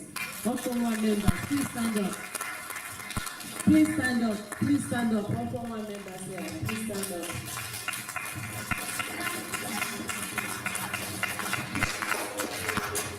Thank you. And can I also ask the organizing committee, they've done an amazing job. We gave them the free rein, we only provided the funds, and we asked them, go and do what you want. And they put this together. Can I have the organizing committee stand up, please? Mahmouda, Fazia, Hafsa, Latifa. If you want to come out, please, actually, yes, please. All the organizing committee members who are in the room, please, please. Quickly. Please, quickly. Come on, all of you, please come here, please. Fazia, don't go away. Where's my brother? Don't go away. I know you're quick. Just come back. I know that many years. Don't go away. I know you're shy. Come. And Mahmoudat, where's Mahmoudat? Oh, she's gone. And Shakira, who's been our host this morning. So she had to go back to Coventry now. So we say a big thank you, Jazakumullah khairan, to all the organizing committee.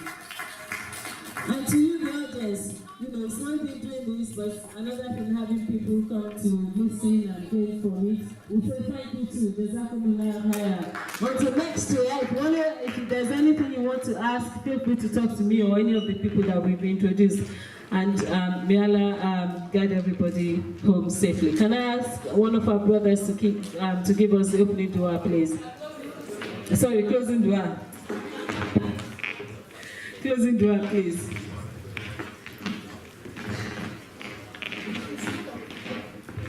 سبحانك اللهم وبحمدك أشهد أن لا إله إلا أنت أستغفرك وأتوب إليك سبحان ربك رب العزة عما يصفون والسلام على المرسلين الحمد لله رب العالمين.